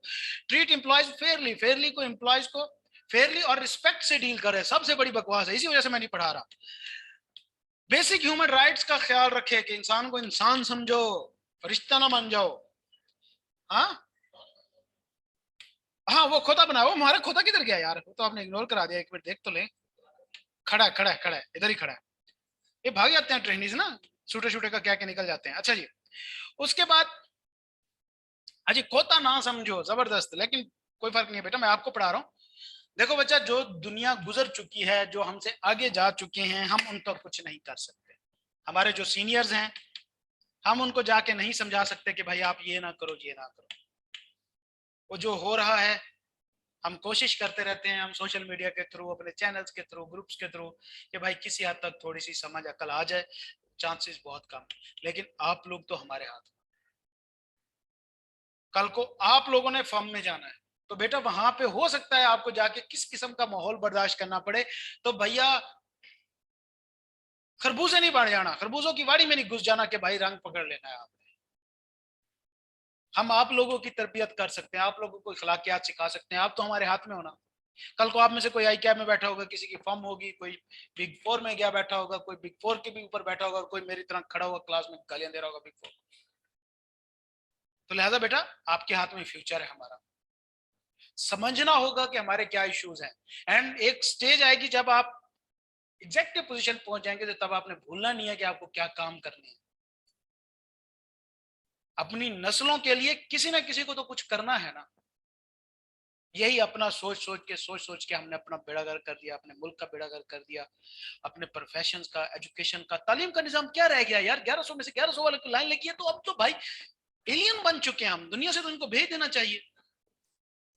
जो 1100 में से 1100 ले गए भाई, अब वो इंसान तो नहीं रहा ना यार। उसको तो भाई इलॉन मस्क को इसको मरीख पे भेजे या प्लूटो पे भेजे। एक कंप्लीट डेवलप्ड बच्चा है, और खुदा का खौफ ऐसा करो कि भाई 1100 में से 1100 वाले की लाइन लगी हुई है, नामुराद कोई एक प्रोडक्टिव माइंड भी नहीं पैदा हो रहा। कुछ तो इनिशिएटिव हो रहे होते। हमारा वजीर साइंस कौन है? फवाद चौधरी।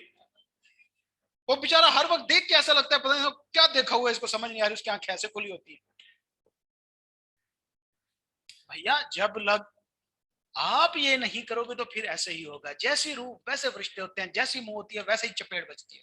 तो आप लोग हमारे हाथ में हो, हम आपकी तरबियत कर रहे हैं, आपके अखलाकियात डेवलप कर सकते हैं। कल को जाके आपने फ्यूचर बनना है, आपने संभालना है। तो आज आज देख लें क्या रिप्यूट है। आप पहुंचते हैं उस स्टेज पे, उसके बावजूद भी यही रहती है, तो डूब के मर जाना। अच्छा जी, वो कहता है जी कम्युनिटी के अंदर रिस्पॉन्सिबल रोल प्ले करे। रिस्पॉन्सिबल रोल क्या है यार? आलूदगी वगैरह पैदा ना करे, एम्प्लॉयज को जो है वो ना निकाले, बकवास बंद कर। अच्छा जी, example of socially responsible activities. Socially responsible activities की एग्जाम्पल कुछ दी हुई है। इन्वायरमेंटल एफर्ट, कि भाई पैकेज मटेरियल को रिड्यूस करो, धुआं निकलना रिड्यूस करो, शोर को रिड्यूस करो, हीटिंग को रिड्यूस करो। सेम इस तरह फिलंथ्रॉपी। फिलंथ्रॉपी क्या है? मोटिवेशनल स्पीकर, फलसफी, जो इंसानों को मोटिवेट करता है, इखलाक क्या सिखाता है, तो वो अलग काम करना चाहिए, ऑर्गेनाइजेशन को सेमिनार्स करने चाहिए। एथिकल लेबर प्रैक्टिस, जो लेबर है उनसे जो प्रैक्टिस करवाई जा रही है, ट्रेनिंग काम जो कराया जा रहा है, वो एथिकल वे में कराना चाहिए।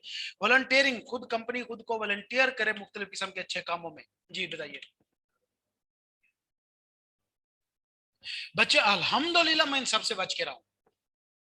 मेरी बहुत अच्छी आर्टिकल गई है, बहुत ही अच्छी आर्टिकल गई है। इनमें से मुझे कुछ नहीं फेस करना पड़ा, लेकिन जितनी फर्म के साथ मैं एसोसिएटेड हूं और उनके हालात में जानता हूं, आप सबको नहीं पता। ठीक है, मुझे 50+ फर्म्स का एक्सपीरियंस है। अच्छा जी, अनएथिकल बिहेवियर के कॉन्सिक्वेंसेस क्या हो सकते हैं? पुअर बिजनेस हो सकता है, एक्सपेंसिव हो सकता है, कस्टमर भाग सकते हैं, एम्प्लॉय स्ट्राइक कर सकते हैं, आपका इमोरल इमेजेस निकल सकता है, कुछ भी हो सकता है यार। अब ये भी पढ़ाने वाली चीजें हैं यार। मतलब देखो ना कि आई कैप आपको क्या समझ रहा है कि ये भी पढ़वा रहा है। रेपुटेशन का रिस्क होता है। दूसरे कॉन्सिक्वेंसेस क्या होते हैं भैया? प्रोडक्टिविटी डिक्रीज हो जाती है, रिस्पेक्ट खत्म हो जाती है, पब्लिक क्रेडिबिलिटी मुक जाती है, लीगल इश्यूज आ जाते हैं, एम्प्लॉय की परफॉर्मेंस डिग जाती है, एम्प्लॉय रिलेशनशिप खराब हो जाते हैं, आपके एम्प्लॉयज मैनेजर्स को जस्ट गले देते हैं। ठीक है, क्लियर है? अब ये आगे वाली जो है सबसे इंपॉर्टेंट चीज है, इसमें से मस्ट क्वेश्चन आने हैं, मस्ट क्वेश्चन आने हैं, मस्ट आने हैं, 3 से 4 एमसीक्यू पक्के। 5 से 6 नंबर का पोर्शन जो है ये हमारा अगला है। ये है हमारा code of corporate ethics. Corporate code of ethics I cap का, ये आपको पढ़ना पड़ेगा ऑडिट के अंदर जाके, कैप में भी एंड फाइनल लेवल पे भी और एमएसए लेवल पे भी ये आपके काम आना है। और ये तकरीबन आपको हर दूसरे सब्जेक्ट के अंदर सेम चीजें विद लिटिल बिट वेरिएशन मिलेंगी, तो लिहाजा इनको भी यहीं पे याद करके जान छुड़वा लें। हर तकरीबन सब्जेक्ट के अंदर ये चीजें शामिल है और ये वाला लास्ट तो जरूर शामिल है। कॉर्पोरेट कोड एथिक्स क्या है? Managing ethical behaviour in business. I cap ने एक इशू किया है जिसके अंदर एथिक्स वगैरह के बारे में बताया गया है। If ethical codes are to be effective then it must be written, training देनी चाहिए, वगैरह वगैरह। अब एथिक्स होते क्या हैं? ये 5 एथिक्स हैं जो किसी भी प्रोफेशनल बिजनेसमैन के अंदर होनी चाहिए एंड ये सबसे इंपॉर्टेंट है। कौन से? इंटेग्रिटी होनी चाहिए, ये सबसे इंपॉर्टेंट है, ये पांचों याद होने चाहिए। मैं फिर कह रहा हूं, ये तकरीबन हर दूसरे सब्जेक्ट में है, कैप में है, सीपैप में है, एमएसए में है, यहाँ तक कि ट्रेनिंग में भी ये चीजें शामिल है। ये टेस्ट होनी है और इनका वेटेज 4 से 5 नंबर का हर सब्जेक्ट के अंदर होता है। ठीक हो गया? एमएसए 2 भी आप दे रहे होंगे तो तब भी ये पूछा जाएगा बीच में। इंटेग्रिटी क्या होता है? Fundamental principle of integrity to be straight forward and honest in all professional dealing, कि भैया स्ट्रेट फॉरवर्ड रहो। यहाँ पे ये वाली चीज से ज्यादा इंपॉर्टेंट ये हेडिंग्स हैं, क्योंकि ये स्टैंडर्ड की वर्डिंग है, लॉ की वर्डिंग है। ऊपर अभी तक हम जितना पढ़ रहे थे जनरल था, कॉमन था, ये स्टैंडर्ड है, ये हेडिंग्स भी इंपॉर्टेंट है इसकी। उसके बाद दूसरा है ऑब्जेक्टिविटी। ऑब्जेक्टिविटी से मुराद ये कि भाई कहीं पे पर्सनल टच नहीं देना किसी चीज को, एक अपनी फीलिंग साथ एसोसिएटेड नहीं करनी, चीज जैसी है वैसे बतानी। अगर आपके ख्याल में एक कंपनी आपकी प्रोफेशनल जजमेंट में आता है कि ये कंपनी ठीक नहीं कर रही, तो आपने स्ट्रेट कहना कि ये कंपनी ठीक कर नहीं कर रही, बल्कि ये नहीं कहना अब मेरे ख्याल में ये कंपनी ठीक नहीं कर रही। अब जहां पे आपका ख्याल आया फिर ये सब्जेक्टिव हो गई opinion, subject to your feeling, your choice. Objective से क्या मुराद है? जिसके साथ कोई बायसनेस ना हो, कोई अपनी फीलिंग अटैच ना हो, एज इट इज जैसी चीजें वैसे दिखानी चाहिए। तो लिहाजा objectivity involve not compromising professional और business judgement because of the bias. Bias नहीं करना आपने। बाइस का मतलब होता है अपनी फीलिंग अटैच कर देना, अमेंड कर देना उसको अपनी जरूरत के मुताबिक। जिस तरह हम इस्लाम के बारे में कहते हैं यार इतना भी सख्त नहीं है इस्लाम, तो हम इतना कितना करके अपना मतलब फिट कर देते होते हैं बीच में, इतना भी तो सख्त नहीं है भाई, जो चीज है नहीं है तो नहीं है, बात खत्म। इस्लाम में इतना कितना कहां से आया? तो लिहाजा ऑब्जेक्टिविटी होनी चाहिए, professional competence and due care होना चाहिए। प्रोफेशनल कंपिटेंस से क्या मतलब है कि भाई जो काम कर रहे हो तुम्हें आता भी हो। हमेशा वो काम करो जिसमें आप प्रोफेशनली कंपिटेंट हो, आपको वो काम आता है, आप प्रॉपरली क्वालिफाइड हो और जिसके अंदर आप ड्यू केयर परफॉर्म कर सकते हो, प्रॉपर केयर के साथ वो काम कर सकते हो। अगला है कॉन्फिडेंशियलिटी। कॉन्फिडेंशियलिटी क्या है कि आप किसी भी क्लाइंट पे जब काम कर रहे हो तो उससे जितनी भी इंफॉर्मेशन मिलती है ना उनको पर्सनल फायदे के लिए यूज करो एंड ना किसी दूसरे के पर्सनल फायदे के लिए डिस्क्लोज करो। जी, राज की बातें हैं, सारी बात है। जब आप ऑडिटर बनेंगे बच्चा, आपके पास कोका कोला के फार्मूले होते हैं, आपके पास स्टॉक एक्सचेंज की इंफॉर्मेशन होती है, खासतौर पर जब आप लिस्टेड कंपनी में बैठे हो, तो वो तो बहुत मैटर करती है। आपको पता होता है कि अगले 2 महीनों में स्टॉक की प्राइस बढ़ने वाली है, कम होने वाली है। आपको कॉन्फिडेंशियल रखना पड़ती है ये सारी चीजें। एंड सेम इस तरह प्रोफेशनल बिहेवियर के इंसान के पुत्र की तरह आपने काम करना है, किसी किस्म की बदमाशी में नहीं पड़ना, प्रोफेशनली बिहेव करना है। रेलिवेंट लॉज, रेगुलेशंस, कंडक्ट और चार्टर्ड अकाउंटेंट का जो कोड ऑफ एथिक है उसको फॉलो करना है। ठीक है बच्चा, खत्म, आज आप फिनिश। क्लियर है बच्चा? ऑनलाइन वाले तमाम स्टूडेंट्स, कहीं पे किसी किस्म का कोई भी क्वेश्चन, कोई एथिकल इशू आ रहा हो? बच्चे जो आज एबसेंट है ना यार, मैंने, अच्छा एक काम करें, जितने भी बच्चे बैठे हैं सारे एक बार, कम से कम सारे एक एक बार चैट में कुछ ना कुछ जरूर लिखें। अगर किसी ने नहीं लिखा तो वो लाजमी लिखे। मैंने जरा कंपेयर करना है कल की क्लास में से जो बच्चे आज की क्लास में मिसिंग है, 5-6 बच्चे मिसिंग हैं, इनको फिर बैन करते हैं परमानेंटली। ये कोई मजाक नहीं हो रहा यहाँ पे। It's not a job duet. मेरी बेटा जिंदगी की ये वाली जो स्टेज थी ना, ये वाली, ये 2 साल पहले गुजर चुकी है, तो लिहाजा मुझे कम से कम लाइट नहीं लेना, ठीक है ना। मैं खोता नहीं हूं, यहाँ पे खड़े होकर काम कर रहा हूँ और आप छुट्टियां मारो। तमाम स्टूडेंट जो इस टाइम क्लास में बैठे हैं वो सारे चैट में कुछ ना कुछ मस्त टाइप करेंगे, ताकि बाद में ये चैट का बैकअप मेरे पास मौजूद होता है, उसमें से मैंने कंपेयर करना है कि कल वाले स्टूडेंट कौन थे और आज कौन से। आए वल्ला, सर हमारे टीचर ने कहा था कि पेपर में एमसीक्यूज ब्लैंक, एक मिनट से, ये सच है, पेपर में एमसीक्यूज ब्लैंक और ट्रू फॉल्स आएंगे, ये सच है। सर लेवल आपका बेटा पबजी में मेरा चल रहा है कोई 50, और मैं क्या खेलता हूँ, क्लैश ऑफ क्लैन का फाइवर पे अभी भैया हमने कईयों को टॉप रेटेड कराया है, अपना हमारा लेवल जो है हम खुद नहीं बनाते होते, तो लेवल है। मैंने भी इस चीज का मोतरफ हूँ। सर मैंने कल नाम चेंज किया था। सर क्या हो गया, क्यों चेंज कर लिया अभी से? अपने अम्मी अब्बू के रखे हुए नाम पे यकीन नहीं है? Thank you very much sir, तुसी ग्रेट हो। ओ जी कोई मसला नहीं, your best teacher Islamic and worldly. Allah ताला बेटा आपको जिंदगी में कामयाबियां दे, तरक्की दे। बातें नहीं करनी, जस्ट कुछ प्रैक्टिकल सीख के जाइएगा, हमारी कामयाबी यही होती है। सर आई टू बी के एमसीक्यूज कैसे आएंगे बेटा? लिखे हुए आएंगे, काले काले से होंगे ऐसे। सर पहली क्लास थी मेरी, आपकी क्लास पहली थी, मिशकातुल हसन।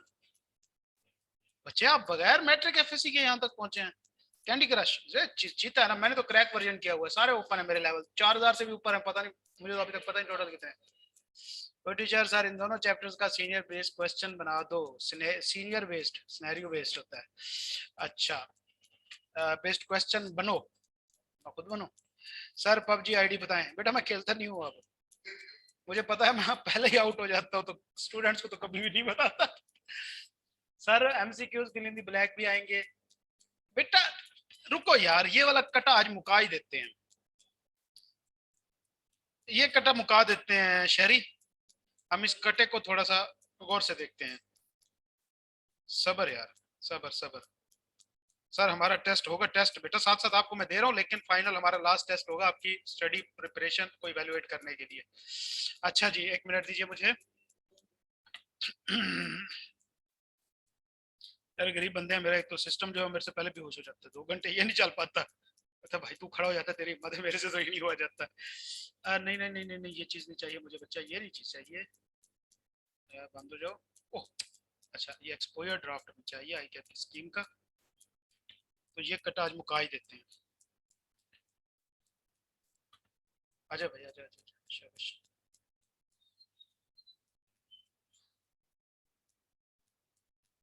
अच्छा बेटा, मैं फीडबैक फॉर्म जो है वो आपसे शेयर करवाऊंगा, तो काइंडली आप अपना फीडबैक जो है टीचर स्पेसिफिक क्लास में प्रोवाइड कीजिएगा, वो काफ़ी इंपॉर्टेंट होता है हमारे लिए भी, मैनेजमेंट के लिए भी, सेल्फ असेसमेंट के लिए भी बहुत ज़रूरी होता है। ऑनलाइन वाले स्टूडेंट्स की बात करूँ, फिजिकल वालों की तो मैं टांगे तोड़ के ले लूंगा। खबरदार किसी ने गलत फीडबैक दिया मेरे बारे में तो मैं पहले कह रहा हूँ। अच्छा जी, इनरोलमेंट ठीक है, syllabus mode and standard setting क्या है, CAT shall assess candidate English mathematics reasoning, CAT shall be computer, अच्छा ये कैट का आ रहा है ना, prerequisite enrolment as candidate, syllabus mode the assessment of consist of the following areas, 5 subject हैं, the content outcome each area are in given and array changes in deviance allowed there shall be done in accordance. PRC assessment will be computer based unless circumstances require different board for head of education. PRC system shall be based on common online testing. ठीक है, conduct of test, PRC approved testing system as per the policies and supervision all of CAT institute online testing. Result institute a person seeking exemption shall be required, ठीक है। condition graduation नहीं यार, ये हमारे काम का नहीं है, ये हमारे काम का नहीं है। Fee and refund, time and period, other policies, transparent policy, removal of difficulty. वो पता है बंदा जो चीटिंग करा रहा था पकड़ा गया,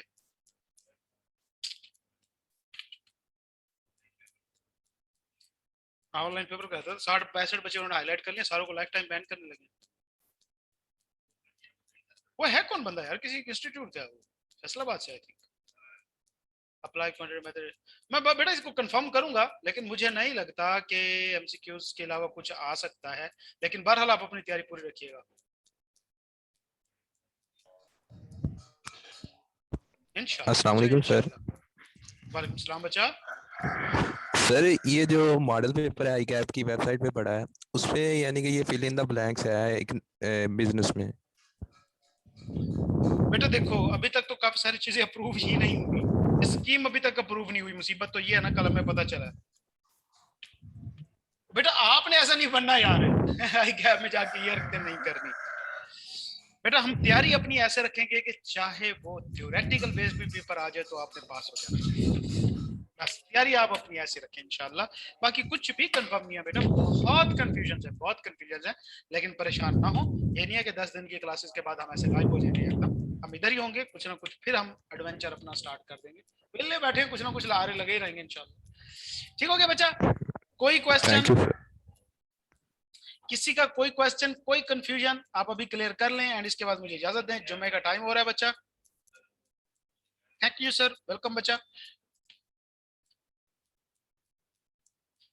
कंफर्मेशन कब होगी सर? हमारे एग्जामिनेशन का भी मसला है बेटा। आपकी एग्जामिनेशन का मसला, हमारे फाइनल के अटेम्प्ट का मसला। देखो अभी कुछ नहीं है, अभी बेटा देर है, अभी तक तो अप्रूवल भी नहीं मिली शहरी।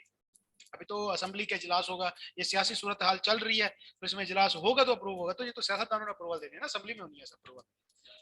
हाँ हाँ, ये असेंबली में अप्रूव होती है स्कीम अपनी। कल वो आया हुआ था ना, नोटिफिकेशन आया हुआ था कि भाई सब्जेक्ट, यार अपनी ये जो पीआरसी की अटेम्प्ट का नोटिफिकेशन था वो भी तो यही था ना, कि subject to approval from the assembly, कि 20 से बाद नहीं होंगे, 20 से पहले पहले कंडक्ट करेंगे। तो ये जो सियासी सूरत हाल है, कल हुकूमत गिर जाए, आप गए, बस फिर आप गए। तो लिहाजा अल्लाह से दुआ करें, इमरान खान के हक में भी, अपने हक में भी, अल्लाह ताला। चलें बेटा जी, तो आज की क्लास हमारी होगी इंशाल्लाह। कल की क्लास में मिलते हैं। कल हम अपना चैप्टर 4 अभी स्किप करेंगे, बिजनेस फाइनेंस वाला, इसको सबसे एंड पे करेंगे। कल हम कोशिश करेंगे अपना आईटी का चैप्टर करने का इंशाल्लाह। ठीक हो गया? बाकी डिटेल जो है वो मैं कल आपको बताऊंगा कौन सा स्टार्ट करना है। आपने इनके एमसीक्यूज जो आपको दिए गए हैं वो लाजमी करने हैं। पिछले 2 लेक्चर जिसके मिसिंग है वो ले ले। जिसका जी ड्राइव का लिंक नहीं चल रहा, वो मेगा पे लेक्चर अपलोड है, वहां देख लें। अगर वॉइस का इशू या कोई भी इस तरह का इशू आ रहा है, मैं अभी जाके चेक कर लेता हूँ। इस तरह का है तो मैं उसको रिजॉल्व करने की कोशिश करता हूँ, नहीं तो हम कोई और सोल्यूशन निकालते हैं, लेकिन लेक्चर देखना जरूरी है। ठीक है बेटा? ये बुक ऑनलाइन में सारे ग्रुपों में सेंड की गई है, आप कहाँ पे होते हो? ठीक है बेटा जी, अल्लाह ताला आप सबको अपनी ज़ुबान में रखे बच्चा। मिलते हैं इंशाल्लाह कल की क्लास में। सैटरडे संडे ऑफ नहीं होना, 23 मार्च ऑफ नहीं होना, कोई इस तरह के बहाने नहीं चलने, रेगुलर क्लासेज हैं 10 दिन की। अल्लाह हाफिज। तूने परेड देखनी है, मैं तेरी यही लितर परेड कराऊंगा।